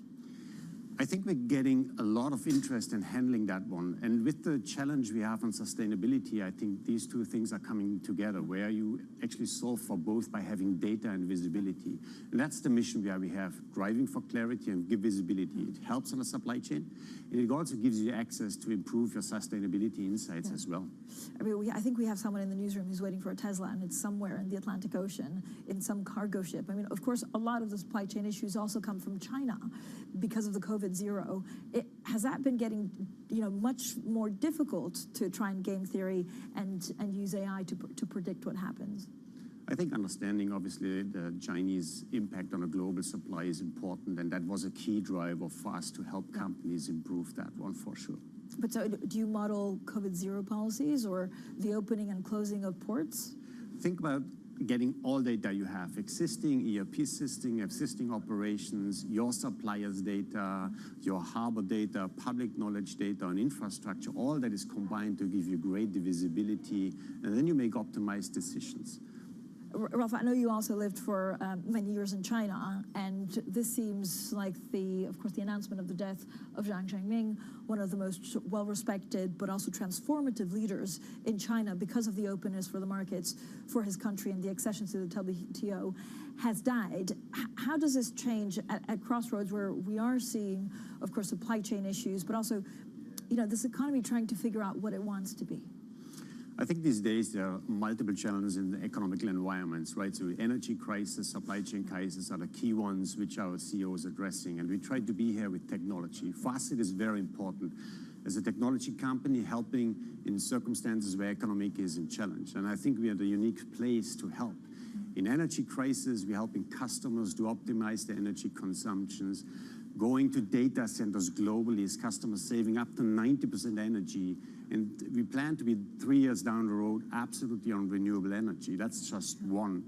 Giving technology on companies sharing with low-code stuff to really optimize their access to information is super crucial, and that keeps innovation pulling through right now. So we feel in a complicated environment where China is one, energy crisis is another one, we really are uniquely positioned to help our customers and improve their situations through insights and the clarity we give them. How do you protect that data? Because I imagine as a chief executive, you're worried about giving too much away. Trust is one of our core on our Microsoft platform. We have been always committed to regulatory. We have been committed to our data centers and the infrastructure to be in the markets where the regulatory is happening. And I feel proud to say that I'm unique in that way on how I respond and have availabilities on trusted environments. Are supply chains getting easier to tackle? I mean, we're talking about record inflation around the world. We're talking about shipping prices. We're talking about insurance. We're talking about not having enough components, and maybe also the supply chains being shifted because of Ukraine. The specific feedback I'm getting from CEOs that they feel comfortable the moment they see data, that they can act in a controlled way, and I think that's what makes the difference. So the optimism I have there that we're on a path to really see progress and capabilities come to each single organization. But how difficult is it coming, on the back of also 2 years of COVID? I mean, I had one chief executive who said, he had 5 minutes to decide whether a lot of things, were going to be shift, I think, from Mauritius. Yeah. This is a retailer, but literally if he didn't say now, then it would have been delayed for 3 months to actually get the shipping. Are we over the worst? I think that's the way where we think we want to help, giving data to make these decisions easier and not being in the rush and pressure. That's, I think, the difference we offer through that capabilities we brought to market. Every day we talk about technology companies having to lay off people because of valuations, because it's just a tough environment out there. Do you see this continuing into 2023? Look, I think companies always need to look and optimize on investing in areas of growth, and so we did, and I think that's the pattern forward. We see a lot of demand on the innovation side, building industry-specific solutions, and you saw us investing and winning a lot of customers in that specific space through our investments. So what's it sitting like? I mean, sitting in a big technology company, what do you think the next 12 months will bring? I think unique insights of customer-specific needs is the arc right now. You have customers who have fantastic top line and challenge on the bottom line. That's a different approach to customers who have supply chain challenges. And just being with these customers in these challenges, I think that's the mission we have in hand, and I feel good to serve there. Ralph, thank you so much for joining us today. Ralph Haupter there, the Microsoft president for EMEA, joining us for a robust conversation on supply chains. Now, coming up, NATO foreign ministers continue talks in Bucharest on the agenda, the war in Ukraine, and setting a price cap on Russian oil exports. We're live from the region next, and this is Bloomberg.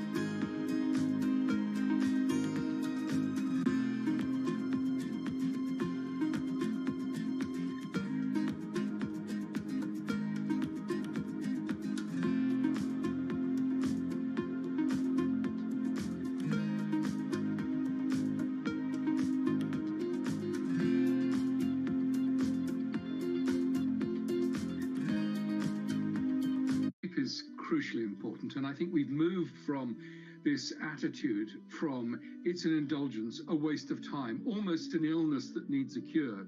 For something as universally important to human life as sleep, mysteries surrounding its necessity and utility have only just been recently uncovered.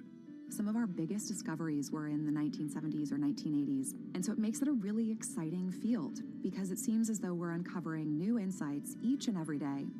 Some scientists are going further to find out how sleep and what happens there can be harnessed to further expand our understanding. It's easy to memorize things. That makes you smart if you can spit back a lot of facts. But if you want to be wise, if you really want wisdom, you got to know when and how and why to use that information. And that's what your brain figures out while you're sleeping.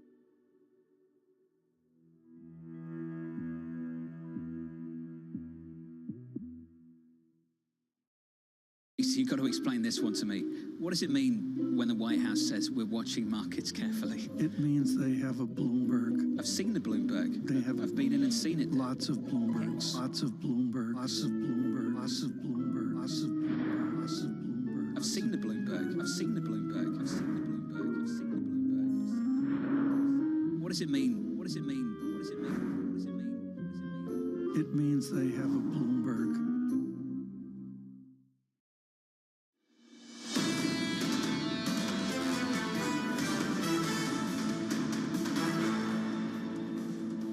Economics, finance, politics. This is Bloomberg Surveillance Early Edition. I'm Francine Lacqua here in London. Now, NATO foreign ministers are gathering for a second day in Bucharest. On the agenda is the war in Ukraine and reevaluating relationships with authoritarian regimes. On the sidelines, talks on setting a price cap on Russian oil exports continue. So let's go straight to Maria Tadeu, who's in Bucharest for the talks.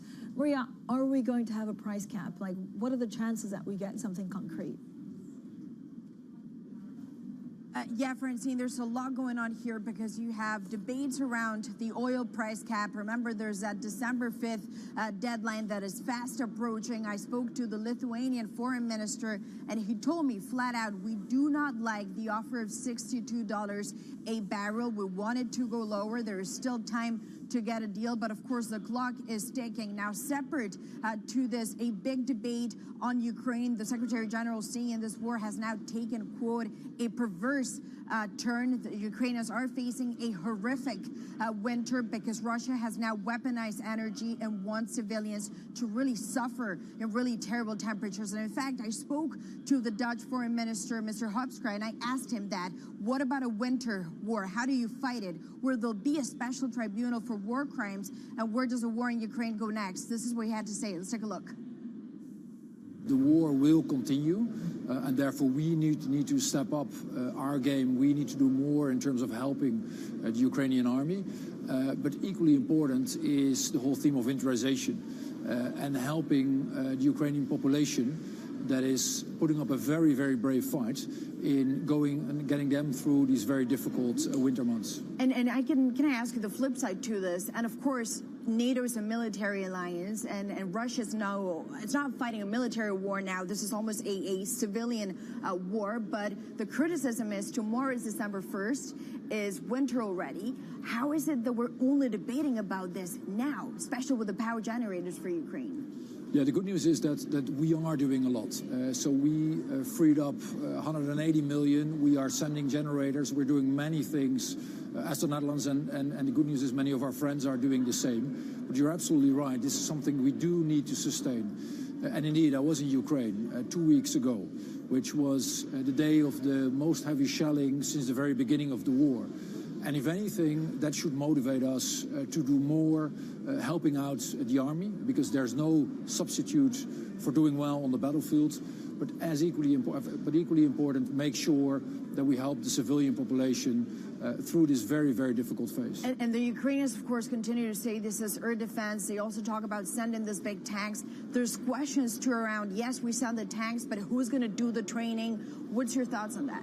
Well, that is precisely what we're doing. It is, of course, military equipment, but also making sure that the people who use it are trained to a degree that they can effectively apply the things that we do deliver. Because this is super sophisticated technology, just to make the point, because sometimes people don't really understand the connection. You can have the tank, but if you don't know how to operate it, it's not going to work. Well, without going into the specific items that we are delivering, you see that many of the things, whether it is the howitzers, the Panzer howitzers, or this other military equipment, many of these things actually do require training.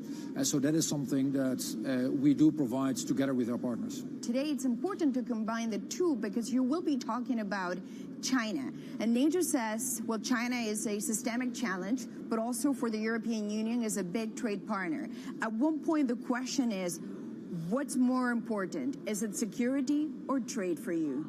Well, of course, I think it is good that we see the world for what it really is, and are no longer naive about the willingness and the ability of global powers to basically challenge the international system that we built after the Second World War. And China is one of these countries that has the desire and the ability to challenge our international system. So that is why we are talking about that here today, even though, of course, the world is very much interconnected in terms of international trade. And that was the Dutch foreign minister speaking to us earlier. Of course, he talks about China. Today, the topic will feature heavily. And remember the words from the Secretary General himself yesterday. There are lessons from Russia to be applied to China when it comes to dealing with authoritarian regimes. Of course, we'll debate that in more detail when we speak to the Secretary General himself later on in the program. Francine. Thank you so much, Maria Tadeo there in Bucharest. Now, stay with us later today. The NATO Secretary General, Jens Stoltenberg, joins Maria. Don't miss that interview. Now, let's get straight to the Bloomberg First Word News.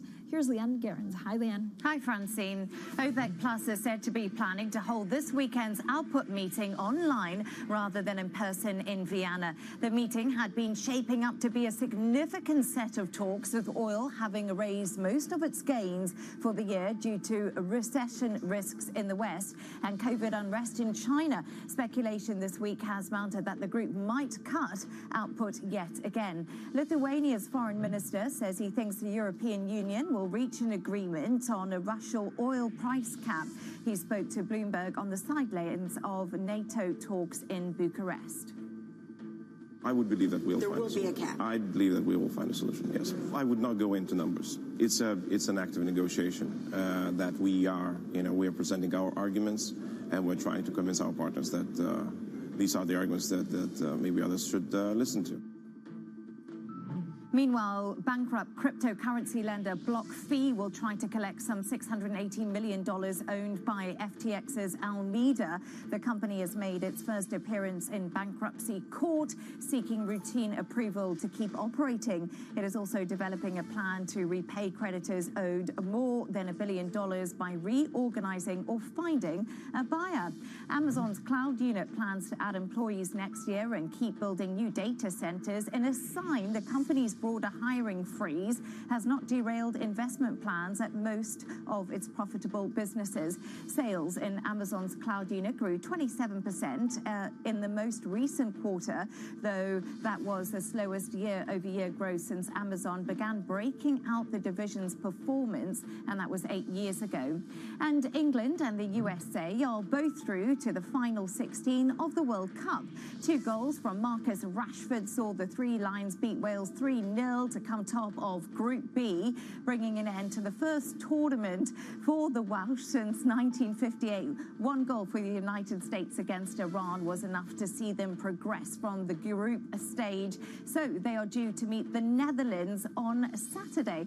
And that's your Bloomberg's First Word News there, Francine. Leanne, thank you so much. We did have a happy newsroom when we came in this morning. Coming up, the UK posed to relax rules that require banks to separate retail and investment banking services. That's coming up shortly, and this is Bloomberg.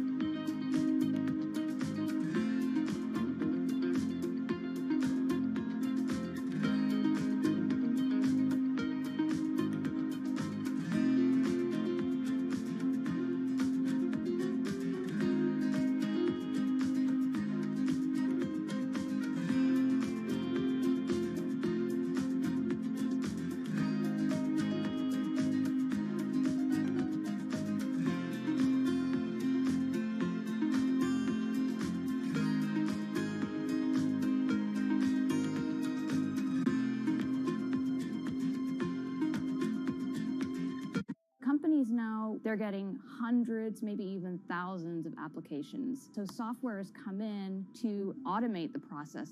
You want to write your resume for robots, not for humans. The only job your resume has is to be comprehensible to the software that is reading it, because that software or robot is going to decide whether or not a human ever gets their eyes on it. These things are programmed by a certain segment of the population that might not be totally inclusive or not be fully aware. Concerns about how this technology could exacerbate discrimination. For the FTC, I think foremost, the FTC needs to be making sure that we're fully understanding this technology.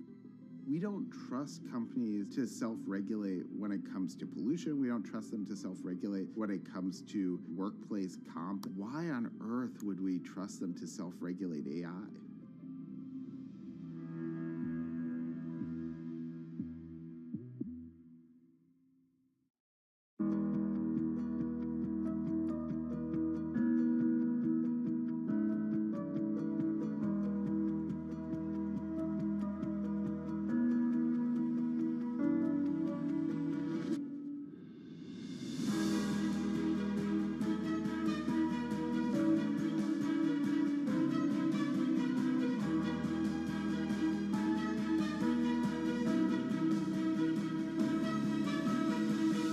It's really a reminder, isn't it, just how sensitive the markets are to any commentary about trade. We did see some pressure on the yuan, we did see some pressure on the futures. That is now being reversed.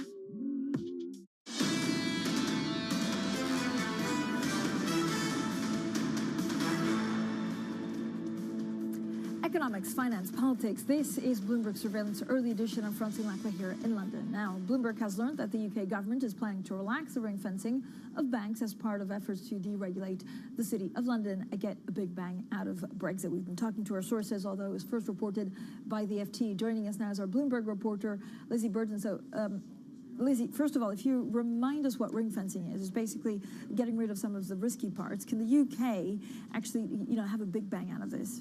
Well, the whole point of ring fencing, as you say, was to separate the capital into different pots within a bank so that the different sections could absorb the losses separately, reduce risk, reduce the chance of bank collapses.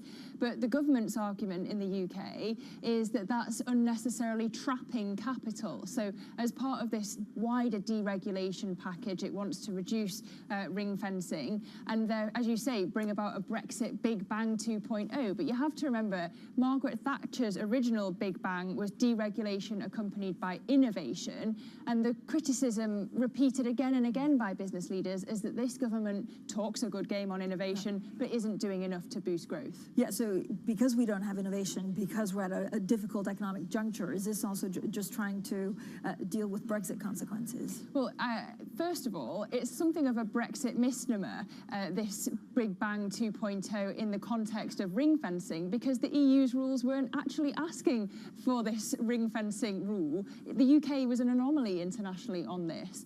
It's also interesting that we've been hearing from the Bank of England's chief economist Hugh Pill this morning being very frank about Brexit in a way I'm not sure we've heard recently. He says that Brexit is making the labour market less flexible because of the end of free movement of labour. So echoing the comments from former Bank of England policymaker Michael Saunders on this programme, where he said not only is Brexit adding to inflation, but it's also holding back growth. Yeah, people finally talking about the consequences of Brexit. And of course, Lizzie Burton did that wonderful, important, and timely interview with Michael Saunders. Thank you so much, Lizzie, for joining us on the UK. The other big story, China's former president, Jiang Zemin, died earlier today, succumbing to multiple health issues. He was 96. Now, Zemin took the helm immediately after Tiananmen Square crackdown in 1989, leading the country until 2002. During that period, China's economy more than tripled in size as the country moved decisively to a more globalized trade model. Well, joining us now, of course, my co-anchor in the previous hour, Tom McKenzie, many years, I think over a decade, living in China. So the importance, actually, of how he changed the markets and liberalized China is not lost on us today. Absolutely consequential in terms of picking up the baton from Deng Xiaoping with that reform agenda, working with Zhu Rongji, who was known for being thick-skinned and pushing through consequential reforms. We were talking about this in the previous hour, the fact that Jiang Zemin welcomed in, and this was hugely consequential at the time, business leaders, CEOs into the Communist Party, a huge change there in terms of trying to bring enterprise and entrepreneurs within that system. So it was a business-friendly set of reforms that were pursued by this former leader, and I think it really stands in contrast to the China of today. You had a former leader, Jiang Zemin, who was reforming the economy and opening up to the world, finally, of course, leading up to 2001 and the accession to the WTO, pursuing closer relations with the US. There were bumps along the way.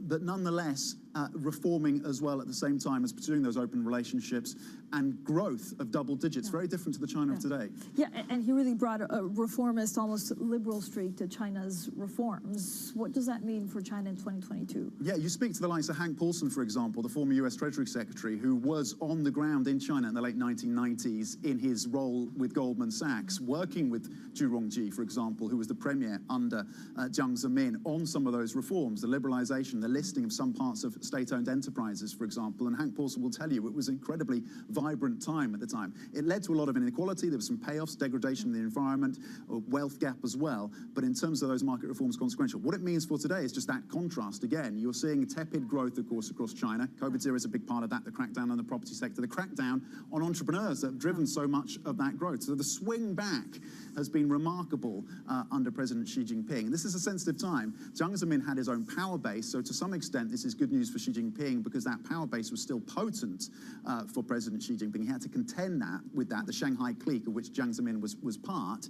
But now that he's gone, it also draws a contrast to some of the missteps, arguably, of the regime of Xi Jinping. Yeah, certainly what we've seen also in the context of the last couple of weeks, right? And some of the crackdown on the protests. Yeah, absolutely. And as you said, Jiang Zemin came in after 1989. He never apologized for the crackdown in Tiananmen Square. He said if he didn't take those steps, and he made those comments standing alongside former President Bill Clinton. He said if China hadn't taken those steps, you wouldn't have the sustainability, the stability that has led to this huge growth that we're seeing now. Those were comments back in the 1990s. The context today, of course, the unrest in China.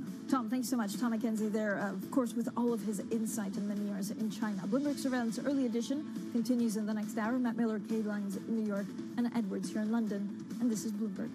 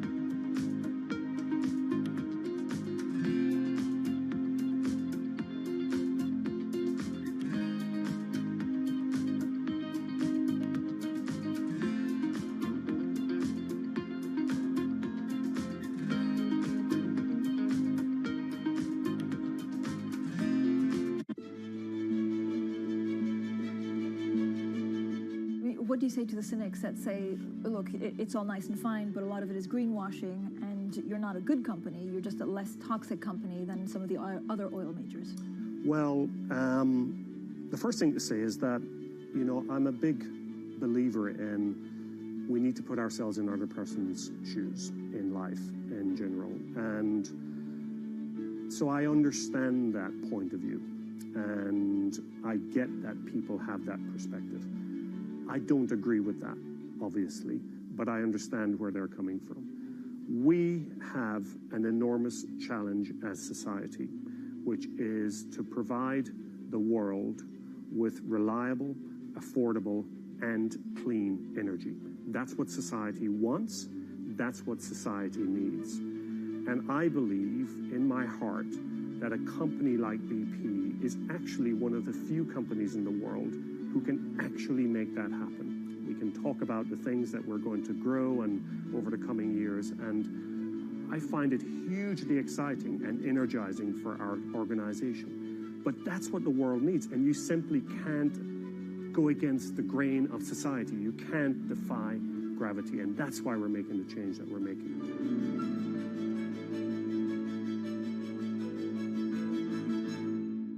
No one covers the world like Bloomberg. My team thinks 2023, we avoid a recession. I'm a little more skeptical about that. China and the U.S. both do not want to see nuclear force on the European continent. The regulators here in the Bahamas are ongoing with their investigation into FTX. With unmatched reach and resources from more than 120 countries, the moment news breaks, 24 hours a day. Bloomberg, your global business authority.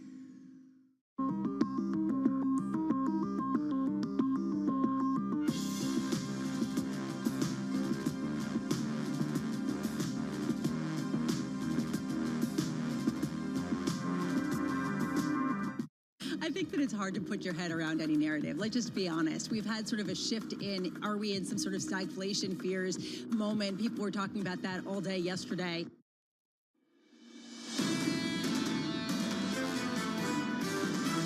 Everybody expects a recession.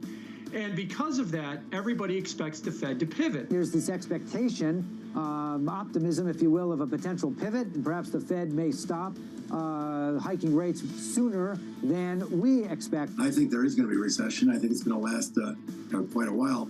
But it's not going to be a dangerous recession in the sense that the Fed can relent at any time and end that recession, which is very unusual compared to past cycles. This is Bloomberg Surveillance, Early Edition, with Anna Edwards, Matt Miller, and Kaylee Lines.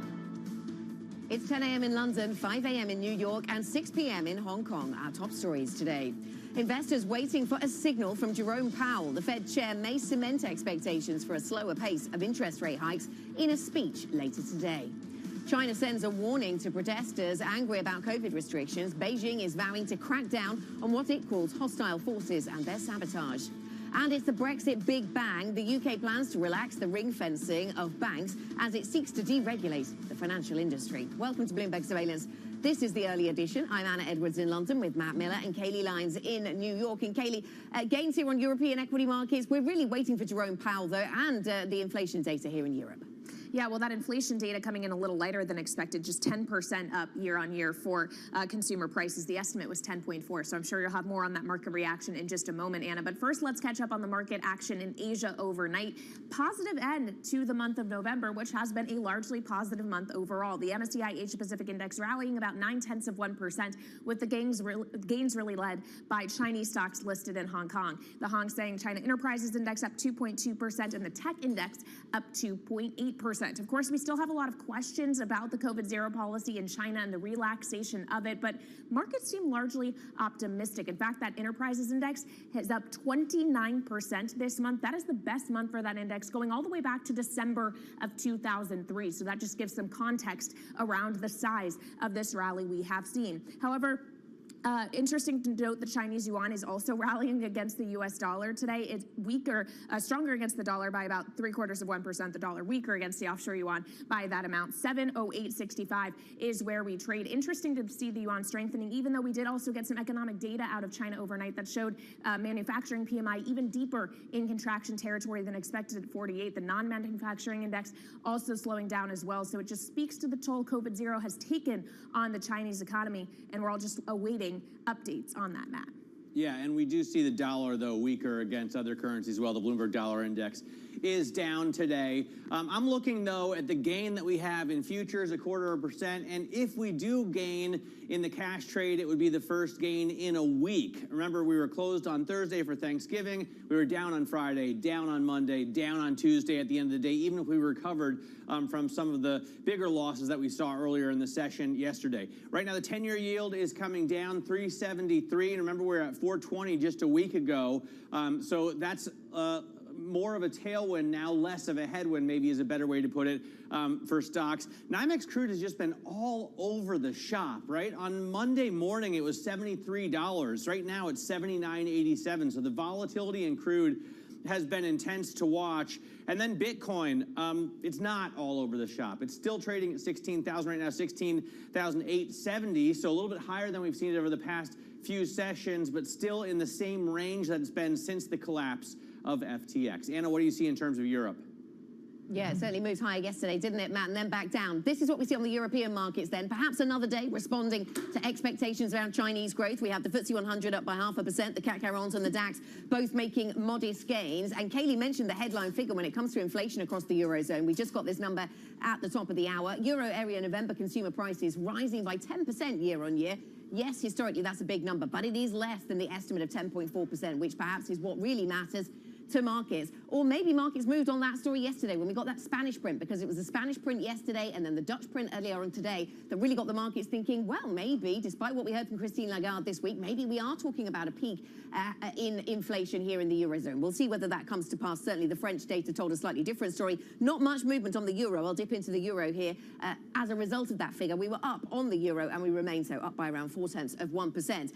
Going back to the top of this board, we've got Brent crude up by 2%. To Matt's point, a lot of volatility coming through in energy markets of late. 84.82 with that 2% higher. We work our way towards the end of the week when we get that OPEC Plus meeting. That's going to be crucial. And we're not far away from the early December implementation of the EU ban on Russian crude. And people seem uncertain as to what exactly that will do to other parts of the market. Renault, the car maker, up by 4.4%. The best performing sector is actually autos and auto parts. And most sectors are in positive territory without a very clear catalyst today here in Europe, it has to be said. But Renault is one of the best performers, up by 4.5%. They're doing a deal, or they're cooperating, I should say, with Airbus, doing some joint R&D, if you like, around electric vehicles and battery life, such a crucial part of the industrial space these days. The euro, I've mentioned, the pound also up by 0.5%, but really, as Matt was saying, this is a weaker dollar story. We're kind of risk on various assets. The dollar retreats, and these two go a little higher, Matt. Yeah, let's get to what's going to be the main story of the day.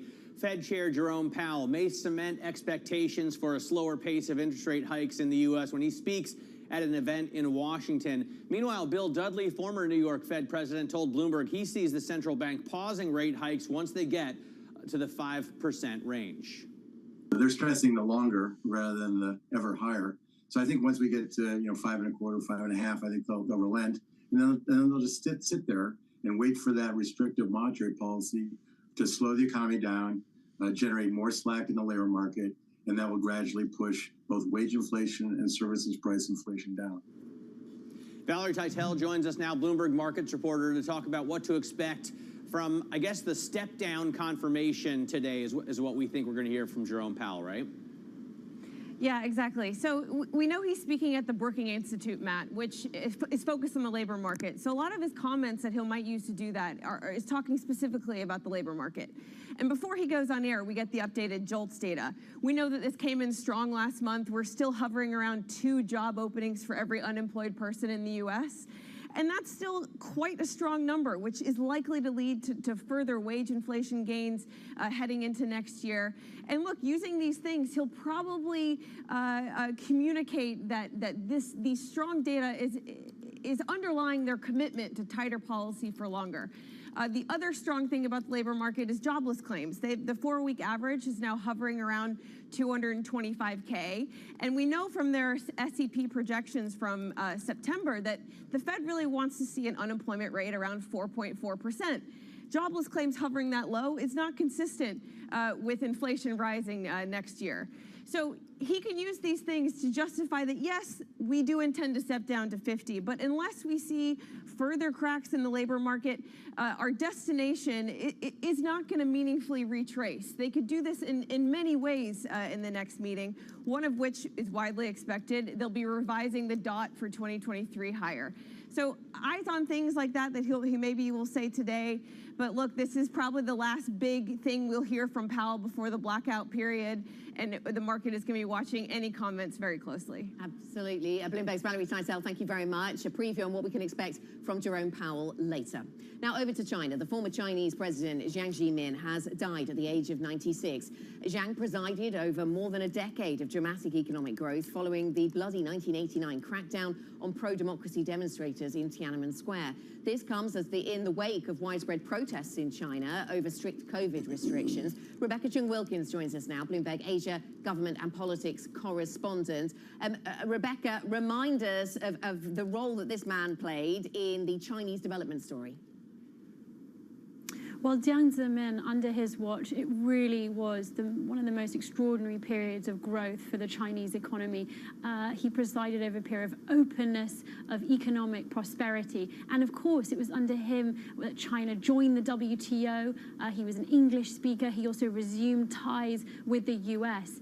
And when we, it really is a very sort of powerful point of comparison with China's context today. When we look at the sort of extraordinary growth of the middle class, for example, under Jiang, who really encouraged businesses and entrepreneurialism, and it was also a big driver of the growth of the real estate market.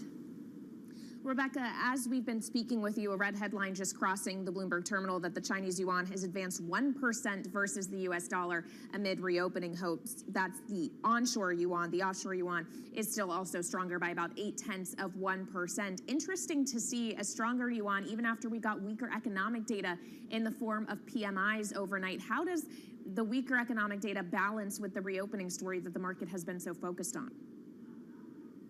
Yes, indeed. Well, in some ways, that economic data, some of it's the worst since April, when we saw the last record spike. We have a new record now, so it really speaks to the impact of rising COVID cases. But traders saying that actually the rising yuan is really off the back of this speculation, a lot of speculation that has sort of ripped through markets, particularly this afternoon, that there will be signs of reopening in Beijing and some of the other cities. And of course, the market is forward-looking. In part, because of the protests that we've seen, there's also been added speculation that while on the one hand authorities will seek to clamp down to stop that unrest, on the other they will look more carefully to try and relieve some of the frustrations and some of the anger that people have over lockdowns. All right, Rebecca, thanks so much for joining us. Rebecca Chung-Wilkins there giving us the latest on what's going on in China and the markets. Now, Bloomberg has learned the UK government is planning to relax the ring fencing of banks as part of efforts to deregulate the City of London and try to get a big bang out of Brexit. Joining us now is Bloomberg's Lizzie Burden. And Lizzie, I feel like we just established ring fencing, right, after the great financial crisis, so we're done with it already. Yeah, it was only implemented, Matt, in 2019, but it's been complained about a lot since, that the rules are overly rigid. And the argument really is that having different pots of capital to protect different parts of the bank from losses in the different sectors is unnecessarily trapping capital. So the government wants to deregulate as part of a wider set of deregulations across the city, as you say, to bring about a Brexit big bang. The difference between this big bang and Margaret Thatcher's big bang, though, is that her deregulation was accompanied by innovation, and the Prime Minister talks a lot about innovation, but repeatedly I hear from business leaders that this government isn't doing enough to boost growth. And I would also point out that it's something of a misnomer to talk about a Brexit big bang when it comes to ring fencing, when the EU rules don't require the UK to go as far as it has done on ring fencing. Yeah, and indeed it was a bit of a UK specific policy, wasn't it? It was only the UK, it wasn't really a lot of other places that were doing it. We'll see how that one develops. So this is the search for some kind of Brexit dividend then, isn't it, Lizzie? Speaking of Brexit and the impact it's having on the real economy, the Bank of England's Hugh Pill has been giving his thoughts. Yes, unusually frank from the chief economist of the Bank of England. Hugh Pill saying that the end of free movement of labour is contributing to the inflexibility in the UK labour market, which is contributing to the inflation problem in the UK. He says that we have the worst of possible worlds. We've got the energy problems of Europe and the labour market tightness of the US. But really echoing what Michael Saunders, former Bank of England policymaker, said to us. And he went a step further. He said that Brexit is not only adding to inflation, but it's holding back growth via the labour market. So interesting to hear these comments from Hugh Pill. Absolutely. All right, Lizzie Burden, our UK reporter, thank you so much. Now let's get back to the U.S. equity market and take a look at some stocks moving in pre-market trading here in the U.S. One of them plunging lower is CrowdStrike. This is a cybersecurity company, reported earnings after the bell yesterday. Its recurring revenue, net annual recurring revenue, coming up short of forecast, as did its revenue forecast for the current period. Analysts saying that macro headwinds are starting to catch up to this company, and that stock down about 20% in early hours as a result. It's also a big drop for NetApp. This is a data management company. It too disappointed, cutting its revenue forecast. So it is down about 14%. But one more positive story out there is Horizon Therapeutics. It confirmed overnight that it has received, or it is in preliminary talks with Amgen and Johnson & Johnson and Sanofi about a possible takeover of the company. Analysts estimate that the price ultimately in a deal like that could be between $110 and $135 a share. This morning, in early hours, it's trading just shy of $104, but that is up 32% before the bell, Anna. Kaylee, big moves there. Let's get some breaking news across the Bloomberg. This is to do with Hungary and the distribution of the Pandemic Recovery Fund around the European Union. You may remember there'd been a standoff between Hungary and the EU around the rule of law. Many in the EU and in Brussels worried about whether there really was the rule of law being rightfully applied in Hungary. Well, now we have sources telling Bloomberg that Hungary will get the initial the EU's approval for 5.8 billion euros of this recovery plan, but that the EU will also recommend withholding a separate 7.5 billion euros. So not quite the end of the story there. Coming up live from the NATO foreign ministers meeting in Bucharest, we will have an interview with the Czech foreign minister, talking of things happening Eastern Europe, and what are markets expecting ahead of Jerome Powell's speech later today. We will speak with Elliot Hentoff, head of macro policy research at State Street Global Advisors. That conversation shortly. We will also talk advertising. We'll talk Twitter, Apple, Disney, advertising with the advertising sector with the Mountain CEO, Mark Douglas. He'll join us shortly. This is Bloomberg.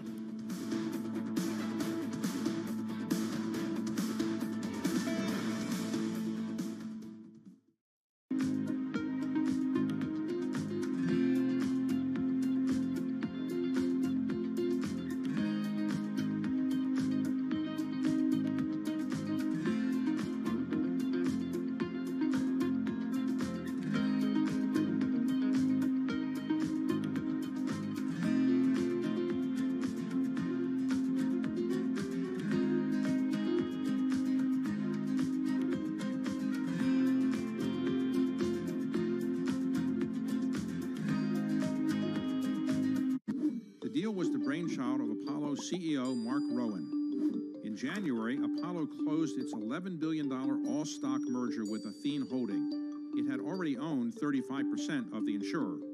Here's what Apollo gets out of the deal. Assets under management. Apollo expects them to double to about $1 trillion by 2026. Much of that projected growth will come from the merger, and those assets are especially attractive to Apollo. Insurance companies typically go after much more modest returns than buyout investors. That will give Apollo more options for investing the cash. Athene is a steady provider of fee income. It has grown into one of the nation's biggest holders of fixed annuities, those retirement savings products favored by risk-averse customers. The merger will also allow Apollo to simplify its governance. It gave up its dual-class share structure and adopted a one-share, one-vote plan. The hope is that will eventually lead to Apollo's inclusion in the S&P 500. Bloomberg has enhanced search on the terminal to deliver what you need when you need it. Now, you can simply type phrases in everyday English in the command line. Compare financials. Find people. Analyze markets. You can enter phrases or ask questions. What do you want to know today? Ask a question or visit SearchGo to find answers now.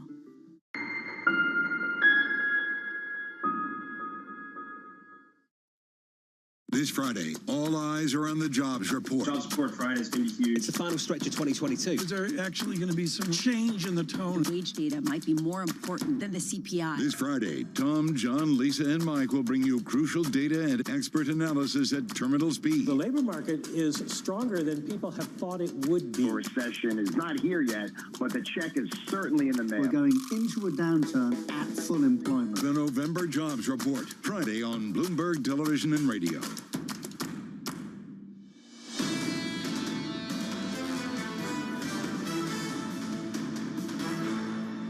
This is Bloomberg Surveillance Early Edition. I'm Kaylee Lyons with Matt Miller in New York and Anna Edwards in London. Now keeping you up to date with news from around the world, here's the first word. The U.S. Senate has passed a bill that enshrines federal protection for same-sex marriages. The vote was 61 to 36, with 12 Republicans joining the Democratic Party. Democrats had raised concerns that the Supreme Court could overturn a ruling that established the right to same-sex marriage. The measure now goes to the House, where the final passage is expected. And elsewhere in Washington, the leader of the right-wing Oath Keepers group, Stuart Rhodes, has been convicted of seditious conspiracy for his role in the storming of the U.S. Capitol in 2021. One other defendant was convicted of the same charge. It's the first trial of the most serious charge from the riot. The return of Disney CEO Bob Iger may not be cheap.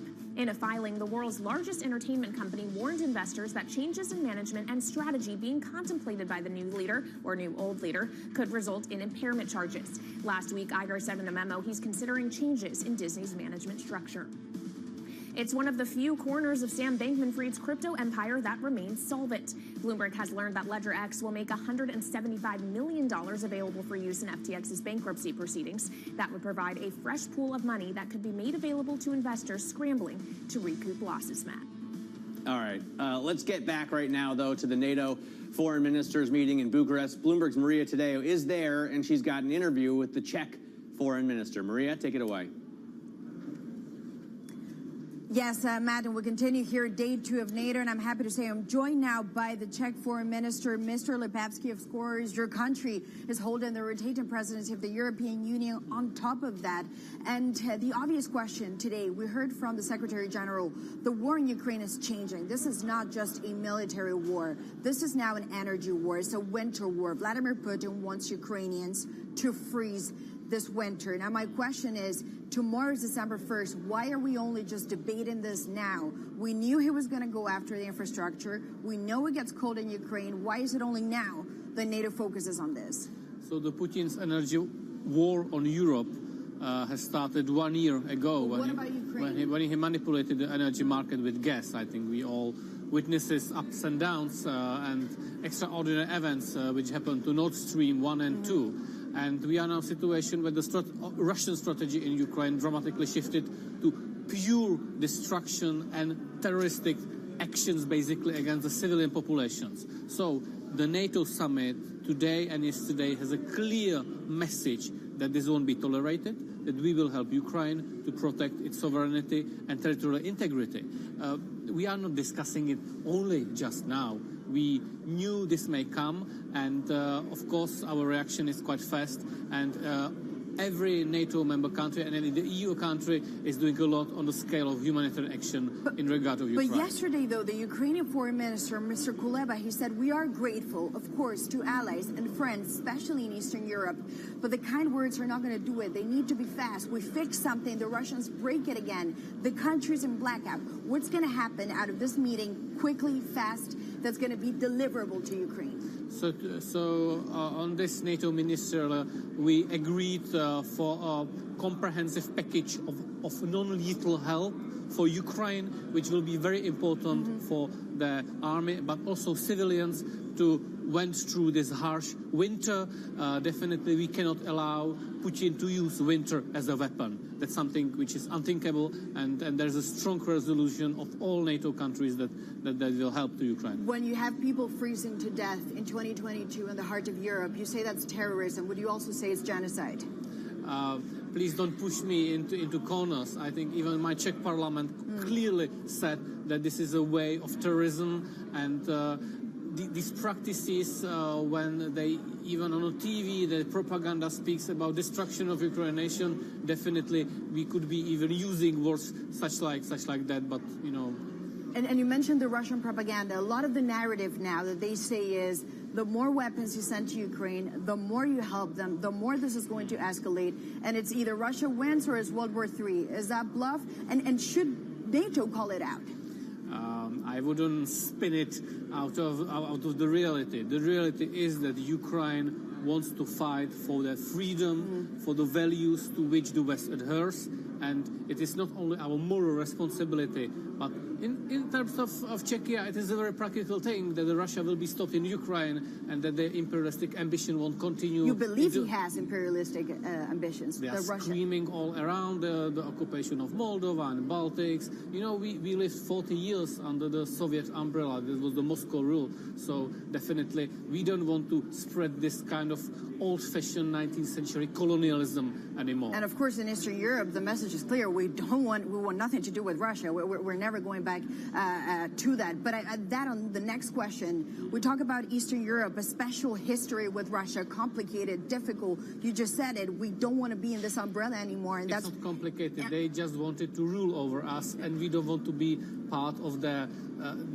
imperialistic dream. It's not complicated. And you make that very clear. But I wonder, with your Western European, perhaps, partners, countries, are you fully united? Do they perceive Russia as the same type of threat? Yes, and unity is something which sounds all the time, speaking the EU, speaking NATO here. We always mention unity and we work very hard to achieve unity. It's not easy. Of course, we have a lot of debates, there are differences, but at the end of the day, we are able to achieve unity, and that's what makes us stronger. And that's what some say Vladimir Putin miscalculated in this whole thing, that he was not expecting that Europe would come up with sanctions the way it did, that you're going to have a response from NATO, from the West, and so on. But just to take it forward as a final question, today you're going to be talking about China. Are there lessons, perhaps, to take from the situation with Russia, this idea that trade and security almost became one that could be applied to China in the future? Vladimir Putin definitely miscalculated. The whole war is miscalculation. Maybe internally it makes sense, but Russian leadership needs to be accountable for the fact of this aggression against Ukraine. And the lesson for China is that we need to be resilient, that our economies need to be resilient, and that was the main theme of today's debate. And we also are looking very actively for unity on that. The debate, it's much more diverse. You know that there's a lot of interest in that. But the fact that we are having this discussion, it's a development. 2 years ago, this discussion was definitely not here in NATO quite. And sir, just very briefly, as the voice, of course, of the Czech Republic in this context, when you have the rotating presidency of the European Union, do you still believe, as you did before, Ukraine will win this war? And that means everything. It includes Crimea, too. There will be full victory for Ukraine. Ukraine will win this war. No question. Ukraine will win this war. Well, sir, thank you so much. I appreciate your time and, of course, very direct, frank answers. Thank you so much. Thank you very much. And that was, of course, Foreign Minister of the Czech Republic in this meeting at NATO that continues with some very direct answers. You heard it from here. Ukraine, in his view, will win the war. Yes, and saying that the Russian leadership must be accountable for that war. Maria, thank you very much. Bloomberg's Maria Tadeo in Bucharest. We'll be looking forward to hearing Maria's interview with the NATO Secretary General. Jens Stoltenberg will be giving us his thoughts a little bit later on today. What kind of change, if any, in the defence provision being provided to Ukraine can we expect to see from NATO leaders? Coming up, we'll get back to the market conversation. Elliot Hentoff joins us, head of macro policy research at State Street Global Advisors. We're looking ahead to Powell's speech. A lot of labour market data to hit this week. We'll get a good assessment of the labour market data. What difference does that make to Jerome Powell? He'll be speaking perhaps on that subject more than others. What guidance will he give us about a step down in December and the terminal rate? All these questions key to investors right now as we head towards the end of the year. This is Bloomberg.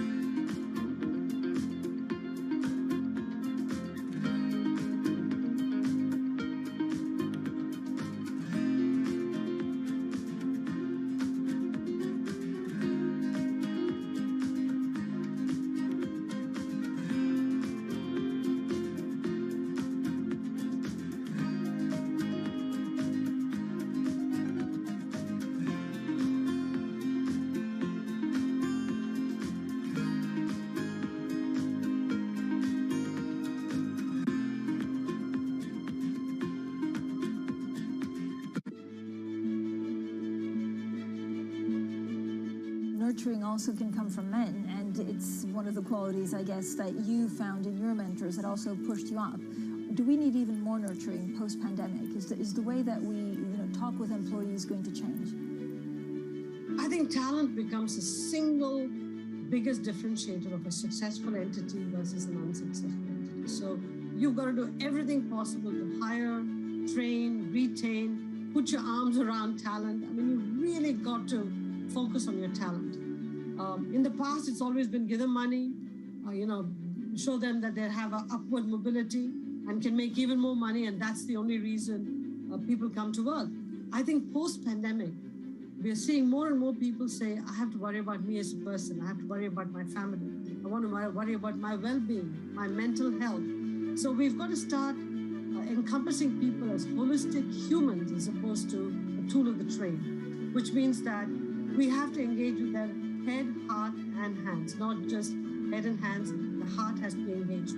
So we have to show more empathy, show that we care, that they're citizens of the community, they're members of the family, and all of those have to come into consideration as we help an executive or an employee be an employee and be a person of the community and the family. The stakes are higher.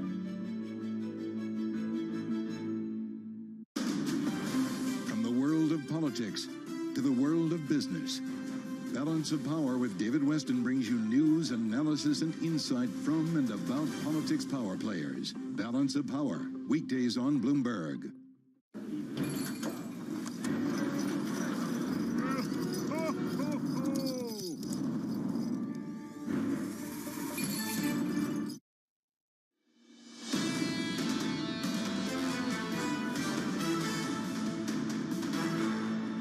This is Bloomberg Surveillance Early Edition. Here's what you need to know. Investors are waiting for a signal from Jerome Powell. The Fed chair may cement expectations for a slower pace of interest rate hikes in a speech due later today. China sends a warning to protesters angry about COVID restrictions. Beijing is vowing to crack down on what it calls hostile forces and their sabotage. And it's the Brexit Big Bang. The UK plans to relax the ring fencing of banks as it seeks to deregulate the financial industry. I'm Anna Edwards in London with Matt Miller and Kaylee Lyons in New York. And Matt, we see modest gains for US futures. European equity markets actually doing okay. Not a great deal of new catalyst. Another day perhaps where we go higher on the expectations and hopes of what happens in China. Yeah, and of course hopes about what we're going to hear from Jay Powell, right? The market, you would have thought, has already priced in this step down given how much we've heard about it from other Fed speakers, but we want to hear it cemented today, and as a result, you may see lower volume traders sitting on their hands until they hear the speech in the Q&A. S&P futures up modestly, as you say, 0.2%. It should be noted that we haven't finished a day in the green since last Wednesday. So we've had a little bit of a losing streak, very small because Thanksgiving was no trading, of course. Nonetheless, we're back down below 4,000. The 10-year yield coming off a little bit, so that gives a little bit of a boost to equities, a little bit of a tailwind there with a reduction in a competitive yield to stocks, and NYMEX crude rising right now, 79.81. Really interesting to see this volatility up and down around the last few days. It was at 73 at the beginning of trade on Monday, and now we're back up to almost $80 a barrel for West Texas Intermediate. Then finally, Bitcoin right now up about 2.6%. There's not a lot of news. We are also awaiting testimony on Capitol Hill to start to unravel what happened at FTX. But Binance made a small acquisition buying a Japanese exchange. So maybe things are getting back to business as usual in some senses as we wait for other shoes to drop in the form of Genesis and Gemini. Kaylee, what do you see in the pre-market movers? Well, I'm continuing to watch some of those Chinese ADRs here in the U.S., Matt, because they have seen a really sizable rally in the month of November, and it looks like it is continuing this morning. JD.com up 5.5%. Alibaba up about 3% in pre-market trading. JD up more than 42% so far in November. Could add even further to those gains today, and already it's the best month this stock has ever seen on record. Another stock moving sharply to the upside is Horizon Therapeutics on potential takeover deal. They're in preliminary talks with Amgen, Johnson & Johnson, and Sanofi. So that stock is up 33% before the bell. But plunging to the downside is CrowdStrike. Disappointed in the quarter just reported. Its forecast also disappointing. So as a result, that stock dropping 20% before the bell, Anna. Yeah, some sizable movers there. More modest moves, perhaps, for many of these stocks here in Europe, but overall, actually making some decent gains without a great deal of narrative behind today's moves on equities. So we've got the European Stock 600 up by 0.7%.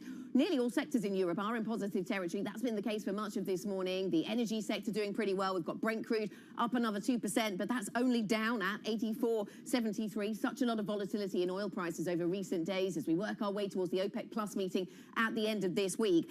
This is the FX market for you right now. We've got 103.66 on the euro, 120 on the pound, both of those stronger against the US dollar. Really, it's a story of risk on today, and with dollar weakness, that then means some strength coming through on these currencies. On the euro, we've heard about the Eurozone inflation print, and actually it came in weaker than anticipated at 10%, still historically really high inflation, still double digit, but it's less than the 10.4%, Kaylee, that the market had anticipated.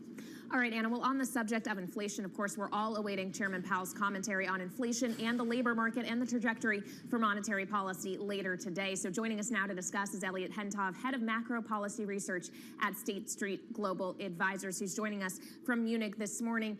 Elliot, what are you looking for from the chairman today? Well, I'm looking for a nice circus act, the delicate balance, which is basically Powell does not want to loosen financial conditions further. They've already loosened. We're back to where we were at the early summer, so that's run counter to what the Fed wants. But at the same time, peak inflation is behind us, and he does want to kind of decelerate the hiking cycle from here on out. So it's a delicate balance. You do not want to encourage animal spirits. At the same time, you do want to guide markets to where things are going. So I think if he confirms basically the 50 basis points, de facto, that's a dovish statement because the market has priced a few basis points more than that at this stage. So I feel like he's in a tough job. My hunch is he'll try to sound more hawkish than his actual message. So tone will be hawkish, but he'll probably try to guide the market down. Okay, so it's a delicate balance. Good morning to you, Elliot. But if investors do have expectations of that step down and of that pivot, and then they think that stocks will rally further on that theme, you think some of those hopes for stocks are, what, misplaced or just coming too early?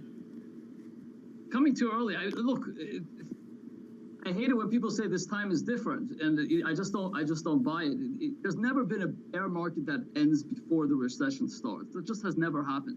There's never been a case where the Fed funds rate, the Fed stops hiking before the Fed funds rate exceeds CPI reads. We're still several months away from both of those. So I understand the playbook. The playbook's the right one. We've seen kind of the dollar come off of its highs. We've seen equities rally. It's just too early. I understand there's a lot of seasonal money driving this, patterns that play out towards pre-Christmas. But I'm simply not of the belief that we have actually hit the bottom and this is actually the turning point. It's coming, but it's coming next year, not now. Okay, so you say there's never been a bear market that ends before recession starts. So you think stocks are getting ahead of themselves, the dollar bears maybe then getting ahead of themselves, Elliot. How much resilience do you think there is in the dollar then? And when does it turn? When does it start to weaken? Well, obviously, we've seen cracks. Again, I think what we've seen the last month is exactly how the story will unfold at some point next year, which is that you see the initial normalization of ex-US. You see yield differentials narrow. You see growth outlooks come narrow with the US. You see kind of a normalization. But that must assume China has already reopened, and it must assume that we in Europe have confidence how the winter has played out, how the war has played out, to what degree Europe has the full magnitude of the energy shock. All of that, these certainties have to come through. The market cannot anticipate all of that at this stage. It cannot anticipate two turns in the story. It can anticipate one, not two. But then why do we see such continued dollar weakness? I mean, it seems like we've really seen a turning point here, Elliot. Well, I mean, some of the European data has been better than expected. So that's clearly an indication. Inflation data today in Europe, again, looks a little bit softer. So that's all good news. We've had a month of kind of higher hopes for more imminent reopening in China, the end of the zero COVID. So that we've had the seeds, the kernels of the turn are there too. And of course, we're getting closer to the terminal rate in the US. I mean, we're getting closer to peak Fed, of which we'll hear a little bit more later today. And so the seeds are there. It's just I do not think this is really the turning point. Do you think we've seen the peak in Treasuries, I mean, 421, I think, was what we hit about a month ago on the U.S. 10-year. Are we going back? Yeah, look, on the 10-year, that's a different story. We thought at 4% that already looked like a pretty attractive entry point. You know, if you're looking beyond the economic cycle over the coming year, then, you know, Treasuries in the 3.5 to 4s seems like in the appropriate range bounds area to be in. So indeed, on that point, I think duration already looks quite attractive at this stage. Elliot, it seems both in the bond market and the stock market, the focus has been so firmly on just the monetary policy outlook for so long. We are just coming off a conversation with the Czech foreign minister talking about the war in Ukraine, which is still ongoing. Is the market underappreciating ongoing geopolitical risks? Now, on that one, I'm with the market. I actually think, look, we've had kind of the worst case materialize. We've had kind of the full energy shock hit Europe, and it'll still ripple through over the coming year and a half as we speak. But in terms of additional negative impulses, yes, when the Russians hit Ukrainian infrastructure, that's basically a fiscal cost that's going to accrue to Europe and the U.S. The reconstruction costs, all of that is adding up, and so it's marginal at this stage. There's been the bulk of the pain has been through the energy trade, so all that is marginal. So you can almost discount it from a market perspective. The probabilities also suggest that we're more likely to see some type of stabilization next year, whether it's a willing one, whether it's just attrition. So I'm with the market on that. You're with the market on that one. Elliot, it is almost December, so I think I'm almost justified in asking you what you're looking ahead to in 2023. What's the big theme for the start of the year for you? Well, I think it's basically the playbook we saw now, but to wonder when does that actually take effect. I think the big question is not only where the Fed, what's the terminal rate, but for how long does that terminal rate stay in place? You see markets right now forecasting the first cuts by the end of next year. And I think that's reasonable. If you look back in history, on average, it's 8 months between the last hike and the first cut. So if you think around February, March as the last hike, then yes, by September, October, you see the first cut. So I think getting that one right is absolutely critical. Elliot, thanks so much for joining us. Elliot Hentoff of State Street Global Advisors, bringing us his thoughts this morning as we wait for Jerome Powell, who will speak a little bit later on today. Coming up on the program, we'll get into the advertising market. We'll talk Twitter, Apple, Disney, and advertising with the Mountain CEO, Mark Douglas. This is Bloomberg.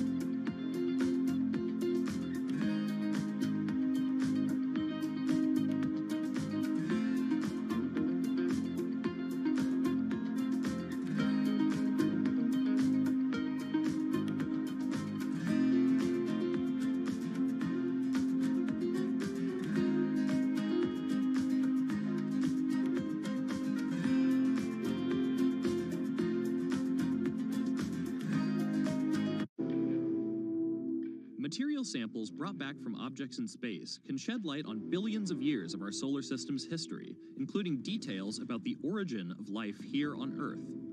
A piece of an asteroid is a piece of the earliest beginnings of the solar system. But picking up rocks from the surface of an asteroid or planetary satellite isn't as easy as it sounds. It requires voyages of millions of miles to bodies that have never been seen up close. Probes need to land on surfaces with weak gravitational pulls, where the surface terrain is completely unknown, gather samples, and then make the long trip back. And while behemoths like NASA and SpaceX grab headlines, it's a relatively young space agency. The Japan Aerospace Exploration Agency, better known as JAXA, that is taking the giant leap necessary to bring the mysteries of space back down to Earth.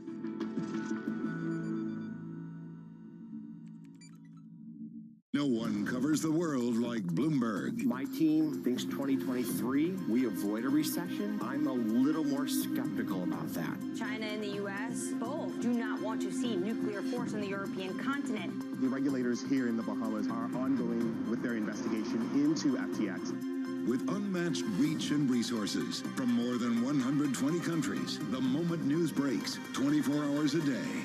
Bloomberg, your global business authority.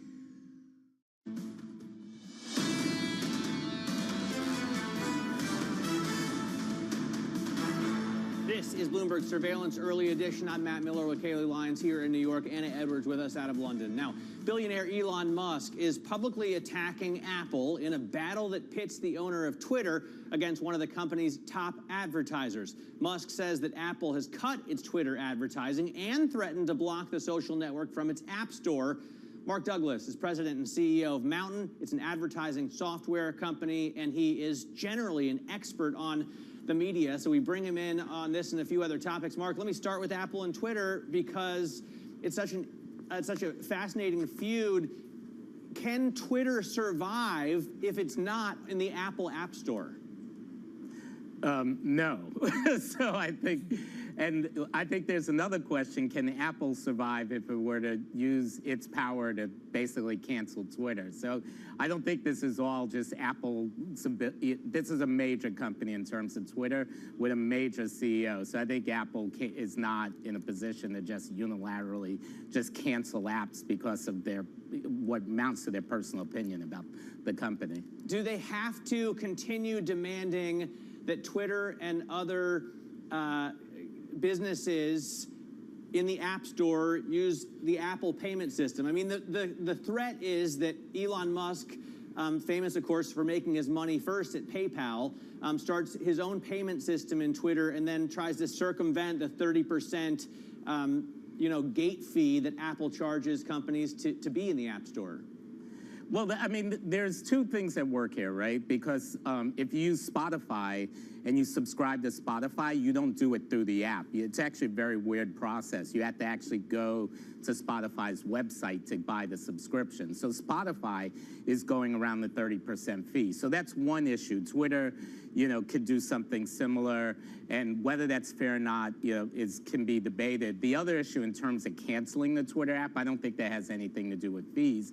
That's to do with Apple's opinion about Twitter and their policies relative to free speech. So these are two separate issues being mixed together, and I think it's an interesting debate. It is an interesting debate. Mark, good morning to you. And interesting you bring up that precedent then set by Spotify to go around the fees. Thinking about reasons that Twitter is topical right now, one of them is, of course, the new management and the way it's changed. In the views of some people, it's changed beyond recognition and it's now wild and wasn't before. And other people say, no, it hasn't really, or it has changed and it's way better. There's so many views out there on Twitter. Are businesses that are thinking about where they should advertise, are they coming to you with concerns about the platform, or is it just not something advertisers are thinking about? No, I think in Twitter's case, they're thinking about it. And really, that somewhat predates Musk at Twitter, right? Because Twitter's business, if you look at companies like Meta and Google, they survive any storm when it comes to advertising because they're all direct response advertising. Companies are relying on them to drive their own revenue. Twitter doesn't have that. Twitter is more of a brand advertising platform. It's more discretionary spending, and it puts Twitter in a really vulnerable position where advertisers can just say, this is a risk to my brand, and I don't want to be near it. If they were driving revenue for those brands wouldn't be pulling back at all. That's interesting. So what is the risk to revenue of being surrounded by content that you're not happy or comfortable with? I ask this because in the United States, there are certain politicians who want to rein in the power of certain big tech social media platforms. Here in the UK, we see the launch of the UK online safety bill yesterday, which is supposed to do something similar.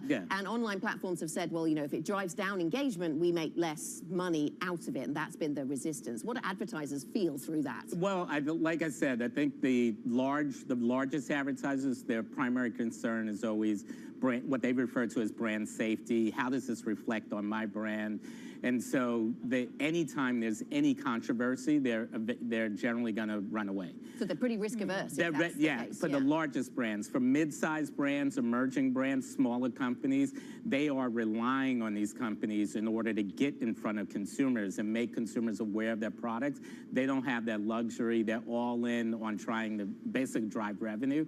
And that's why Google and Meta and maybe even TikTok now, that's why they have all this user-generated content, but they never seem to really suffer any backlash no matter what happens on their platform. So Twitter needs to get into that space, and then they'll be immune from these kind of concerns also, but they're just not there yet. Well, but Mark, for advertisers, I would imagine now it's not just the decision about where your content is placed in the media world, but it's also just how much money you want to spend on marketing, period, given the softer macro environment. We've heard companies, including Meta, warning about a slowdown in ad spending. So what are you seeing real time?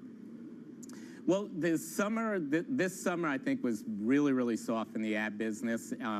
I think it's, this is now the holidays, it's Christmas and those kind of holidays. In the U.S., Thanksgiving, and I think advertisers just, they have to spend in order to basically drive the revenue that they want for Q4. So I think Q4 is going to be a lot stronger in the ad business than maybe a lot of people think. I think Q1 remains to be seen. It's probably going to be somewhere in the middle, where companies come off of the holiday season, but they still want to keep growing. So it's we'll see how that develops. And back to kind of the location of ad placement, we talk a lot about ad placements on the internet, on apps and social media networks, but there's also the streaming factor as well. This is something that Roku has warned about, for example. It's a consideration for Disney with Bob Iger back at the helm. How are you looking at the streaming world? Well, in terms of, you have streaming and you have linear. So linear, you're losing in the U.S. 1 million households a month. That's a city like the size of Miami per month. You're losing out of linear television, but all those viewers are going to streaming. They're watching more television than ever. I think Bob was quoted literally like 2 days ago saying that traditional TV, linear TV, is going to continue to decline, but I think television overall is increasing. One thing that people forget, I mean, people watch TV 3 hours a day on average. They use social media less than an hour. So TV is the #1 place where you're going to find consumers, and it's a huge business. I don't know if you've seen the story of the Knives Out sequel, but I think it's interesting that Netflix is now putting that as its first movie in theaters before it can be streamed, right? I can't stream it on my Netflix at home. I have to go out to a theater, which, I mean, arguably is even more enjoyable, but interesting. Yeah. And I don't think they made as much money as they could. I didn't even know there was a sequel. Have they left money on the table? What do you think about the move? Well, Netflix likes to win awards. It's great for the Netflix brand. So, I mean, they put in the theaters, I think, for 2 weeks, so they're eligible for an Academy Award, which maybe makes you want to watch it even more when it's streamed actually on Netflix. So, I mean, it's a game they're playing in order to feed into the award season. But I think their business model is all about getting subscriptions and now all about getting advertisers, and that's the core of what they're doing. All right, Mark, thanks so much for joining us. Appreciate your time. Thanks for dropping by the studio while you're in London. Mark Douglas, President and CEO of Mountain, talking to us about the media. Coming up later today, we're going to talk about cars, sports cars, off-road sports cars. Lamborghini CEO Stefan Winkelmann joins us at 10:30 a.m. New York time, 3:30 p.m. in London to talk about the new off-road Huracan. This is Bloomberg.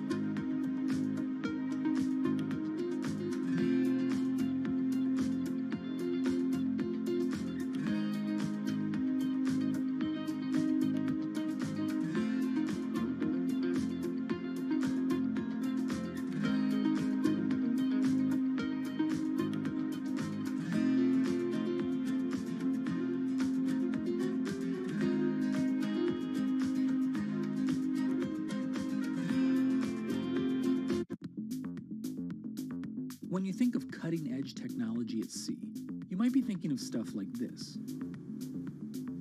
But there's an incoming revolution on the high seas that isn't quite as sexy, but could be significantly more impactful. Container shipping is the key component of global trade. About 80 or 90% of all the world's goods are transported at sea at some point. But there's a significant unseen cost to the modern era of global commerce. About 3% of all the world's CO2 emissions come from shipping. 3% may not sound like a lot, but that's roughly comparable to the entire CO2 output of Germany. Since reducing trade isn't a likely option, what about a technological improvement to help reduce the emissions from these well-stocked maritime behemoths?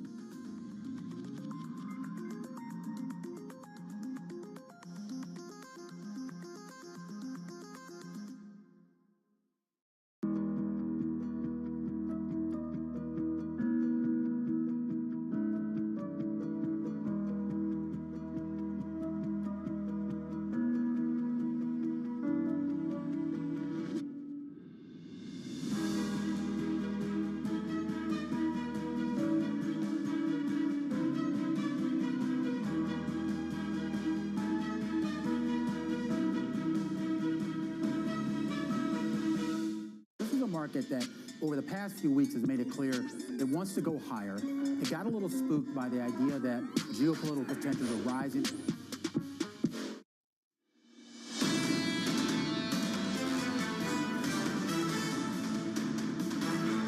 This is Bloomberg Surveillance Early Edition. I'm Kaylee Lyons with Matt Miller in New York and Anna Edwards in London. Now let's take a quick look at what is coming up for the rest of today. NATO foreign ministers will be continuing to meet in Bucharest. Ukraine, of course, is urging the group to speed up on decision-making. We heard from the Czech foreign minister earlier in this program saying that he believes Ukraine will win the war. Then at 8:30 a.m. Eastern Time, we'll get some U.S. economic data, including GDP and pending home sales out at 10 a.m., along with JOLTS, which will be important as a read on the labor market. And we'll expect Chairman Powell to speak about the labor market at 1:30 p.m. Eastern Time today. It's one of his last chances to speak before policymakers start their quiet period ahead of the December meeting. And then at 2 p.m., we'll get more on the Fed outlook with the November Beige Book. So I think it's safe to say that we'll all just be waiting with bated breath until this afternoon, Matt, when we hear from the chairman. Yeah, the Beige Book, historically fairly boring, is going to be interesting, I think, today. And especially as we all try and debate whether a 50 basis point hike is hawkish or dovish, Anna. Yes, it's called beige. Maybe the clue's in the name. I'm sure that's not why it's called the Beige Book, but I'm sure someone will inform me. I thought it was interesting where you talked about the dollar and whether the dollar's peaked with our guest earlier on, Matt, and you were rightly pointing out that we have seen already a bit of a turn. So whatever we hear from Jerome Powell, it seems that some in the market have already made up their minds where the relative interest rate policy is heading next. The ECB, with the recent weakness relative in inflation, maybe has the green light to step down. So we just look for clues as to whether the Fed really will.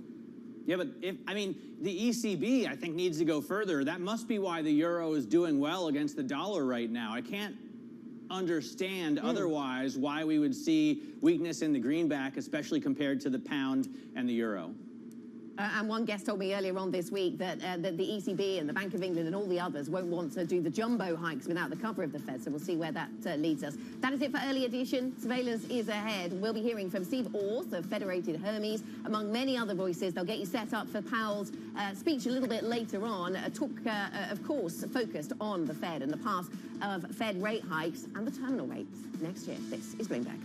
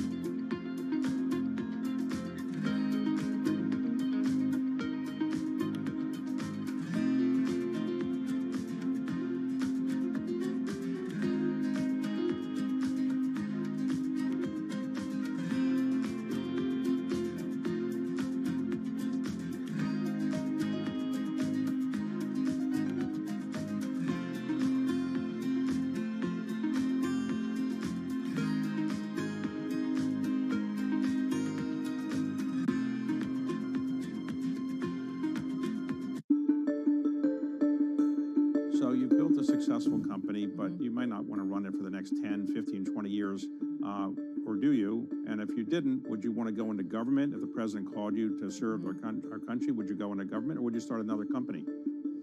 I love what I do. And I feel like I have this luxury with 23andMe that it keeps evolving. You know, we started out just as a consumer company. We're thick in research. We got into drug discovery in 2015, and now we're getting to the delivery of care. So I've been really lucky with 23andMe that it's been endlessly interesting. And I'm surrounded by incredibly talented, brilliant individuals where I learn from them. And what I always advise people to do is, like, you should take jobs where you're learning. And if you stop learning in a job, then you should quit. And, like, frankly, when people leave 23andMe, like I say, if you're not learning anymore, you should move on. So I'm 100% committed to 23andMe. That said, my other passion is other direct-to-consumer. Like, I want to build out a true consumer-empowered healthcare world, like one that is outside of the existing system. And there's no greater force than government.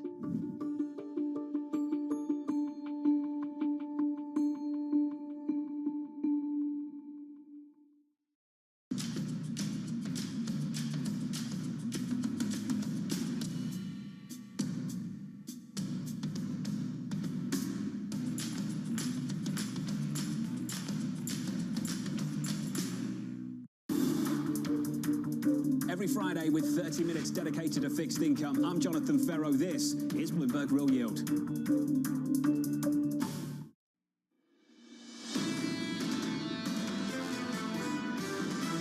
Inflation is going to take a longer time to corral than people think. Really, what's happened is transitory never went away. The services inflation is not rolling over, and the sticky services inflation is not rolling over. The tightness of the labor market can continue, and that's going to keep the Fed on edge. Markets clearly are deciding that there are risks, elevated risks toward recession next year. This is Bloomberg Surveillance with Tom Keene, Jonathan Ferro, and Lisa Abramowitz. Live from New York City for our audience worldwide. Good morning, good morning. This is Telemundo. It's Bloomberg Surveillance on TV and radio for our audience worldwide. I think it's Bloomberg TV. Knows my Telemundo. I want you Telemundo. Continue. Thank you. Equity futures this morning on the S&P 500 just about positive by a little more than 1/10%. There is some football we can talk about a little bit later. Yes. But Tom, we've got to talk about Chairman Powell coming up this afternoon. This is symbolic more than anything. This is not a normal speech, and it's also, John, because where it's happening. It's happening at the Brookings Institution, which the good David Wessel, ancient at the Wall Street Journal, has completely rebuilt with people like Bernanke, Yellen, David Dollar, and on and on. It is a place that studies inflation. One question, if you're in this market right now, Bramo, will he push back against some of the easing of financial conditions over the last month? Everybody else has. They've been saying, we don't like it, please stop. No, you guys are wrong. And the market says, yeah, we're going to keep going, goodbye. And that's going to be basically, that's been the theme over the past couple of weeks. How much does he actually talk, though, about this 2% goal of inflation and reiterate the importance of it and give examples of why, with evidence of why it is so important? That could be potentially market moving. Another think tank, Olivier Blanchard, in the last 2 days has reaffirmed not his 4%, which made worldwide headlines 10 years ago, but he comes down and says 3% is where the public starts to adjust mentally to inflation. His essay in the FT was the essay of the month. Got some data coming up a little bit later as well, Jolt. Bramo's going to run you through all of that a little bit earlier this morning. Inflation easing in the Eurozone. We'll pick up on that story as well, including China. The data overnight in China, disappointing. Your equity market shaping up as follows, then up 0.2% on the S&P 500. Looking to close out November with a month of gains on both the S&P and just about on the NASDAQ as well. The dollar this month, Tom, DXY down 4.5% in November. Worst month going back to 2010 potentially. It was so extended. I take your point that currency really matters here. It is a litmus paper. The system, John, I don't know what to make of this. Mr. Roth will join us here with decades of perspective in a moment. I look at 12 months trailing of the equity market, and I'm confused, John. I got a NASDAQ down 29%, and I got a Dow almost even. SPX is down a little bit as well. I mean, am I right? November was like a jumble, like we didn't have to show up? Equal weight S&P has been the story, Tom. You mentioned the Dow. We can pick up on that a little bit later. If you strip out big tech this year, strip out the muscle of big tech on the S&P 500. Crater. Got a different picture. Got a different picture. The question we've got to ask in the equity market, is it time to pick up those tech names after they've been absolutely battered this year? Raging debate out there about what to do forward. You tweeted out Hartnett, I believe earlier, from Bank of America. We can go into that, but there's like 29 flavors. Lisa, futures right now up 0.2%. I love that. Tom says Dow. You say, yeah, equal weight S&P. That sort of speaks to where we're at. Today what we're watching is a bunch of Fed speak. The runners-up, the Fed governors, Michelle Bowman and Lisa Cook, basically the opening act before Jerome Powell takes the stage at Brookings Institution at 1:30 p.m. Chair Powell, I am curious to hear again what he has to say about that 2% inflation goal if he doubles down on that. And he says, yes, it is okay if we go into recession. It is okay if we see a lot of pain because it is crucial to price stability and the foundation of this economy. Watch for some movement in markets. Today, we also hear from Treasury Secretary Janet Yellen, Amazon CEO Andy Jassy, BlackRock's Larry Fink, Meta's Mark Zuckerberg at the New York Times Deal Book Summit. I am very curious what Janet Yellen has to say about the U.S. and European alliance, especially when it comes around the Inflation Protection Act, as well as just in general how the joint effort is to counter some of the China preeminence. And today, we get a host of data, including JOLTS. That comes at 10 a.m., the Fed's Beige Book at 2 p.m. I'm actually going to be looking through the Beige Book at 2 p.m. because I know that nobody else will, but I actually think it'll be really interesting to hear the commentary. JOLTS data, though, potentially one of the most important data points of the week, John. How much do we see this openings? How much do we see them contract?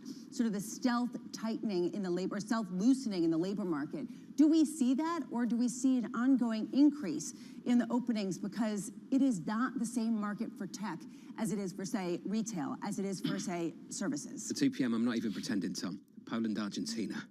2 p.m.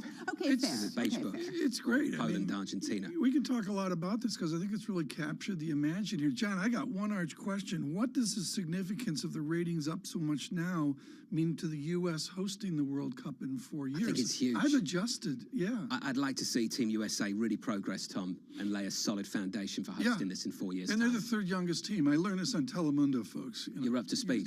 I can't watch the American coverage. I have to watch You like Telemundo. the Spanish commentary. They're serious about it, like the British. They're like covering soccer, not telling me what the left halfback, doing. The Simpsons. Yeah. Yeah, sure. We'll pick up on that later. No doubt. Steve Roth joins us now. Nailed that. CIO. Are we done with the soccer For equities talk? at Federated Hermes. Yeah. We are so not done. Steve, a muddle-through year for 2023. That's your call. Can you describe to us what a muddle-through year looks like? I think it has periods of ecstasy and then drops. We've got a range on the S&P, same as this year, 3,400 on the downside, 3,900 on the upside. So for the overall market, I think it's going to be rocky as we try to get this economy landed. The supply side on inflation is not fixed. The Fed knows that, and they're going to be keeping things tight.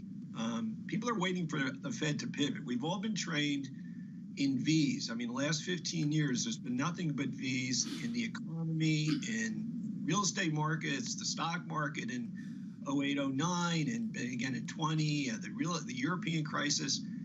And so everyone's just thinking, soon as something peaks, the next thing is it plummets. And they're kind of playing for that. And we think that's not likely this time around. Fed has a different playbook. They're going to be, they're playing the 70s Fed, not the 30s Fed. And they are going to keep rates tight, and that's going to keep pressure on earnings. We've got earnings overall for the market lower next year. We're at $200. The consensus has come down to $236. It was a bit higher at the beginning of this year. But, and we think much of that pressure is going to come, John, in the FANG stocks, because there was a lot of pull forward there, we think.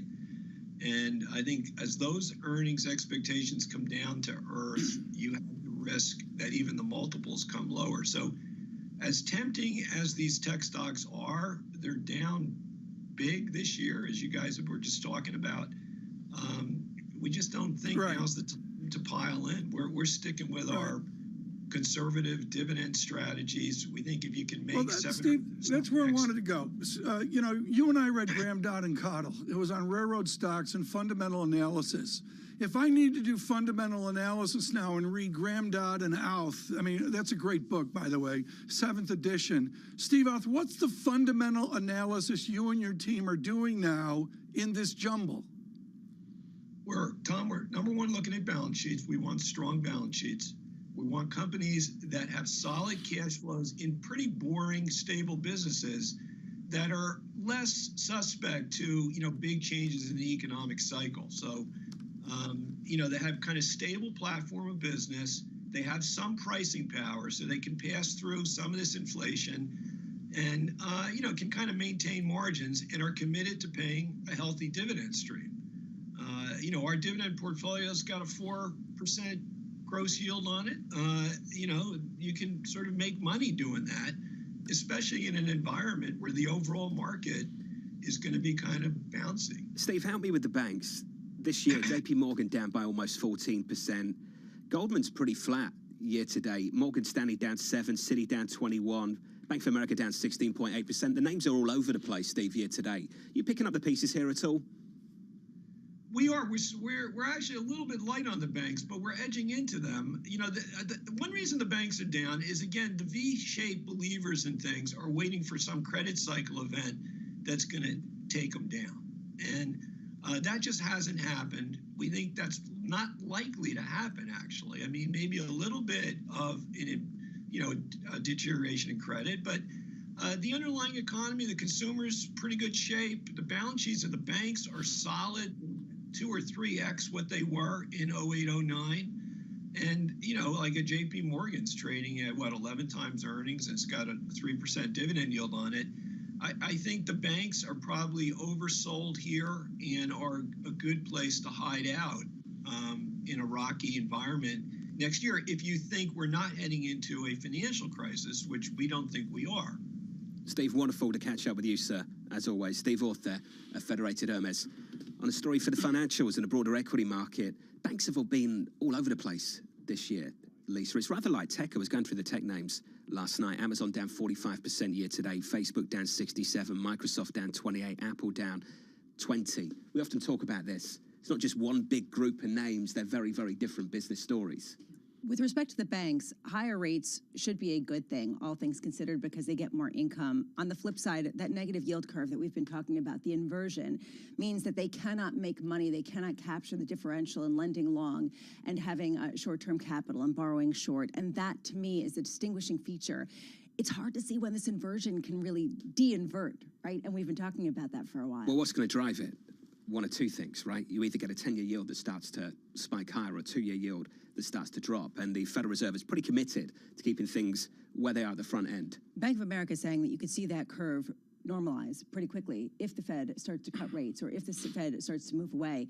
The threshold to do that seems further away than the market perhaps is putting into. Bond market, let's frame it. Down from the peak of pandemic 2020, down 18% Bloomberg total return. And Lisa, we've only bounced 4%.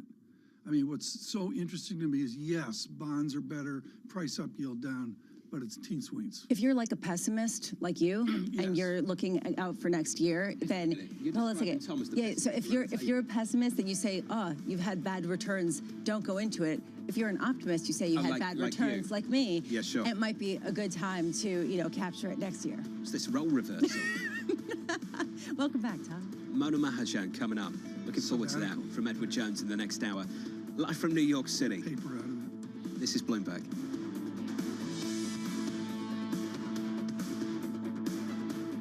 Keeping you up to date with news from around the world with the first word, I'm Lisa Mateo.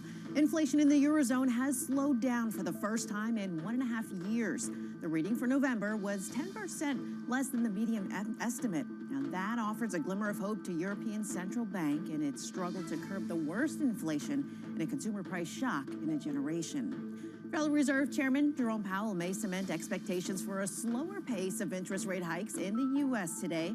Powell speaks at an event in Washington. He may echo former Fed officials in signaling a half-point raise at their final meeting of the year.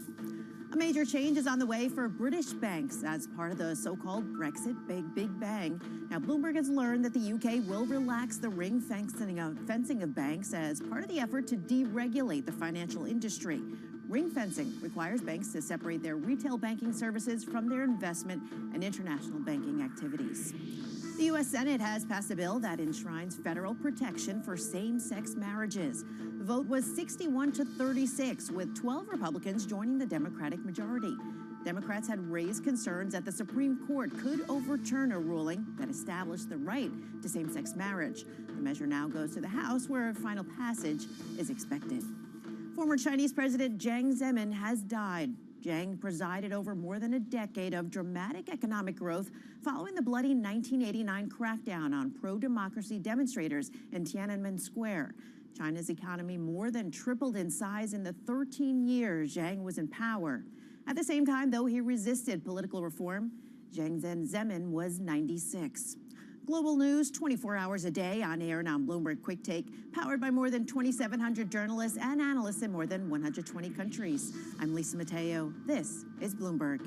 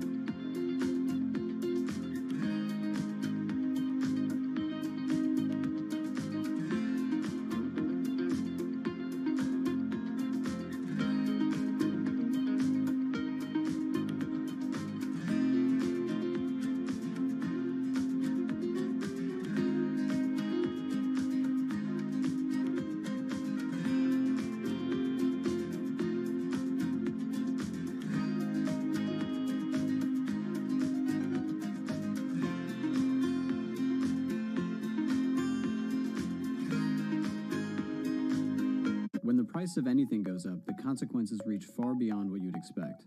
But perhaps most of all, when it comes to food. In 2010, surging food prices helped spark the Arab Spring. Lives were lost, regimes fell, and the consequences are still with us. Once again, food prices are rising, and fast. Energy costs, broken supply chains, and surging demand were just some of the factors that have driven food prices to their first record high since the Arab Spring. And that's all before a war between two of the world's biggest food producers. Ukraine is called the breadbasket of Europe, and taken with Russia, the two account for about a quarter of global wheat trade. They produce more than half of the world's sunflower seeds and oil, nearly 20% of the barley. Now throw in rising energy prices, and processing, transporting, even refrigerating food gets more expensive. Plus, fertilizer production is extremely energy intensive. Less fertilizer means lower crop yield, and prices rise even more. The pandemic revealed how complicated and fragile global trade systems are. Global agriculture, perhaps even more so. Unlike metals, for example, food goes bad. And crops take months to grow and are vulnerable to unpredictabilities like the weather. Rising food prices will be felt everywhere, but the poorest countries in the world will be hit the hardest. And as all these factors compound, the real fear is that record high will lead to record high, and ultimately to a global food crisis with vast consequence.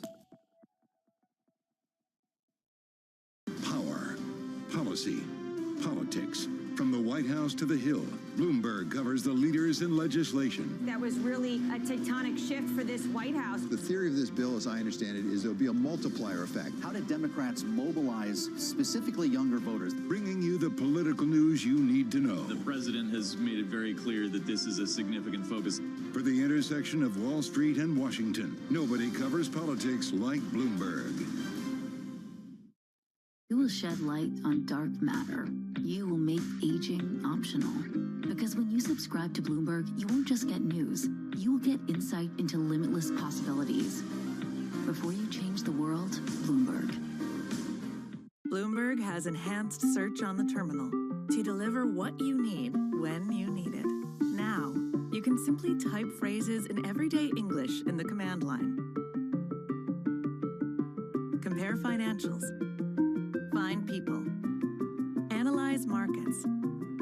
You can enter phrases or ask questions. What do you want to know today? Ask a question or visit SearchGo to find answers now. We're in the early stages stages of a sustainability revolution that has the magnitude of the Industrial Revolution coupled with the speed of the digital revolution. Nobody covers climate change like Bloomberg, your global business authority.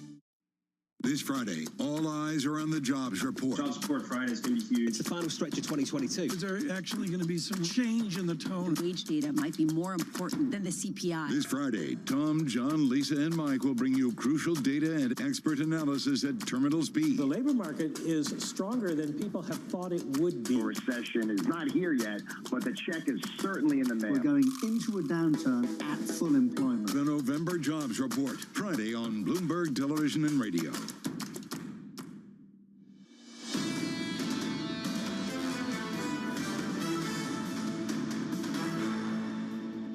We are looking at the oil ban into Europe and the price cap to be announced. I don't think that there's a resistance on establishing it. We're trying to understand and work with our colleagues and partners around the world and in Europe to make sure that when the EU and they are taking the lead on this to set the price, it reflects a price that restricts Putin's revenues, restricts his profits. Always good to hear from Amos Hochstein, the U.S. Energy Security Advisor, live from New York City. Counting you down to Chairman Powell a little bit later this afternoon. Equities shaping up as follows on the S&P 500. And on the Nasdaq too, we are just about positive by 0.1% on the S&P. Yields are a little bit lower on a 10-year to 372.73. We're down by about a basis point or two. The 2-year in the month of November has done absolutely nothing. It's unchanged from the beginning of the month to the end of the month. The 10-year yield is down about 30 basis points though. And that is why you've got a 2s-10s yield curve, Tom, that has gone from negative 44 basis points this month to negative 74 by the end of it. 15 seconds will tease here. Mark Cabana out of Bank of America is saying this will change into next year. He says the 2-year will move like a rocket. If we start to believe the Federal Reserve is going to cut interest rates, I don't think Chairman Powell is looking to deliver that message a little bit later this afternoon. It's a jumble. And we could talk. We don't have time now to do this because Anne Marie's with us with our soccer report. But there's just it's a fascinating point we're in right now, folks. Into the jobs day on Friday. I really can't say enough about the importance of this week. Also for Washington, Anne-Marie Horton joins us now, our Bloomberg Washington correspondent. Anne-Marie, you're making the rounds of the Inside the Beltway parties. What's the difference right now between a Republican Christmas event and a Democratic Party Christmas event? Well, I guess it depends, Tom, on which side I'm going to in terms of the parties. Is it the progressives or more of the center for the Democrats or the very right wing of the Republican Party or the centrists?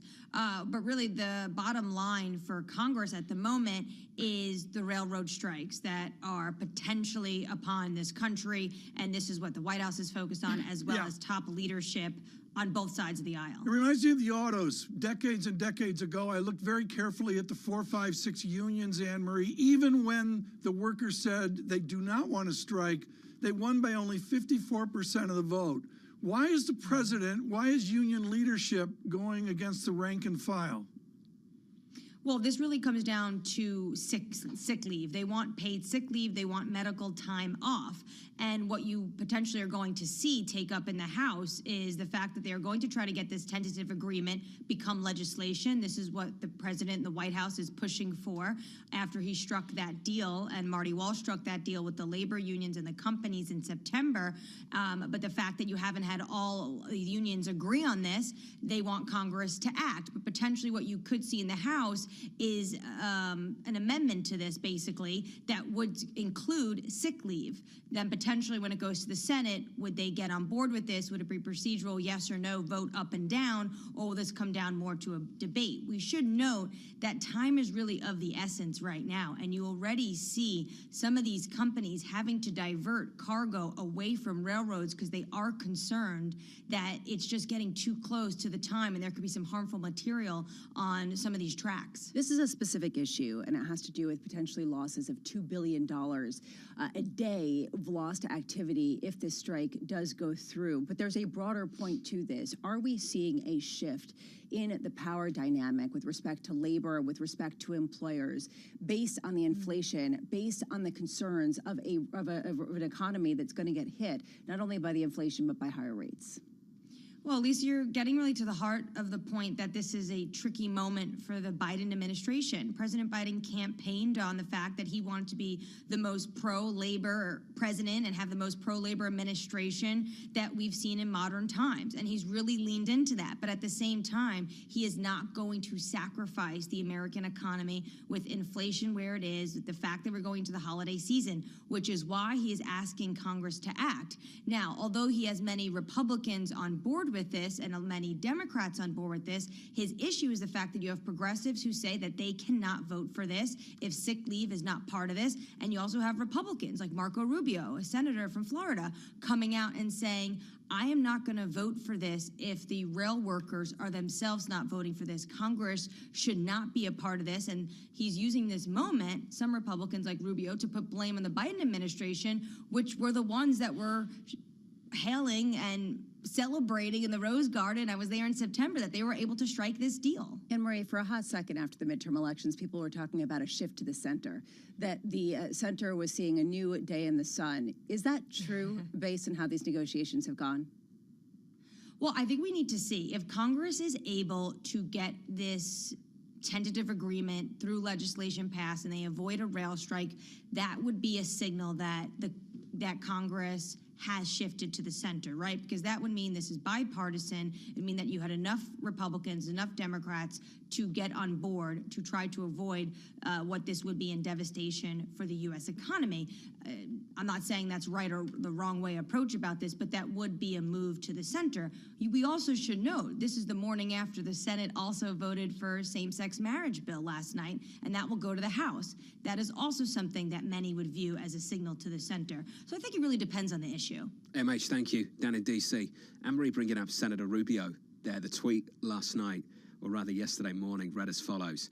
The railways and workers should go back and negotiate a deal that the workers, not just the union bosses, will accept, Tom. He went on to say, but if Congress is forced to do it, I will not vote to impose a deal that doesn't have the support of the rail workers. Marco Rubio there, Tom. You know, there's a memory here, going back to the railroad strikes of another time and place where there were, I remember studying it in school and you were shocked by the violence of the strikes as well. It is not a monopoly, but John, it's hugely concentrated, particularly in the freight side, among 4 or 5 players, including Warren Buffett and his effort out west. And the answer is there's a huge tension here away from the workers. The question I would have, Tom, if this boils over, do we see negotiations break down elsewhere? Well, this is on the West Coast. Right. I mean, this is my problem with Rubio's comment.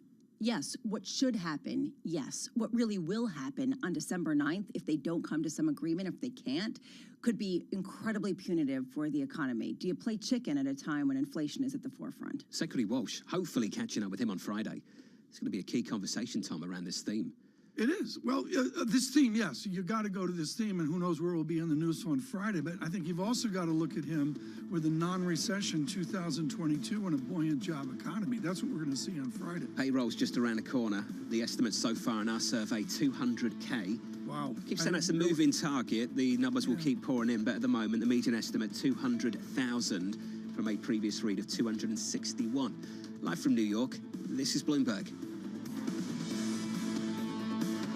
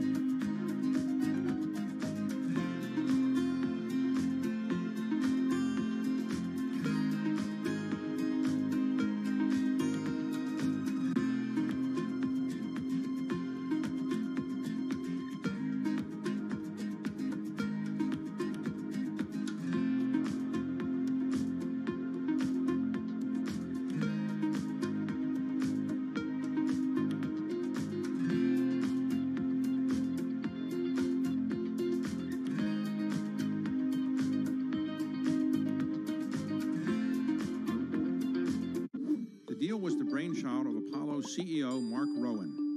In January, Apollo closed its $11 billion all-stock merger with Athene Holding. It had already owned 35% of the insurer. Here's what Apollo gets out of the deal. Asset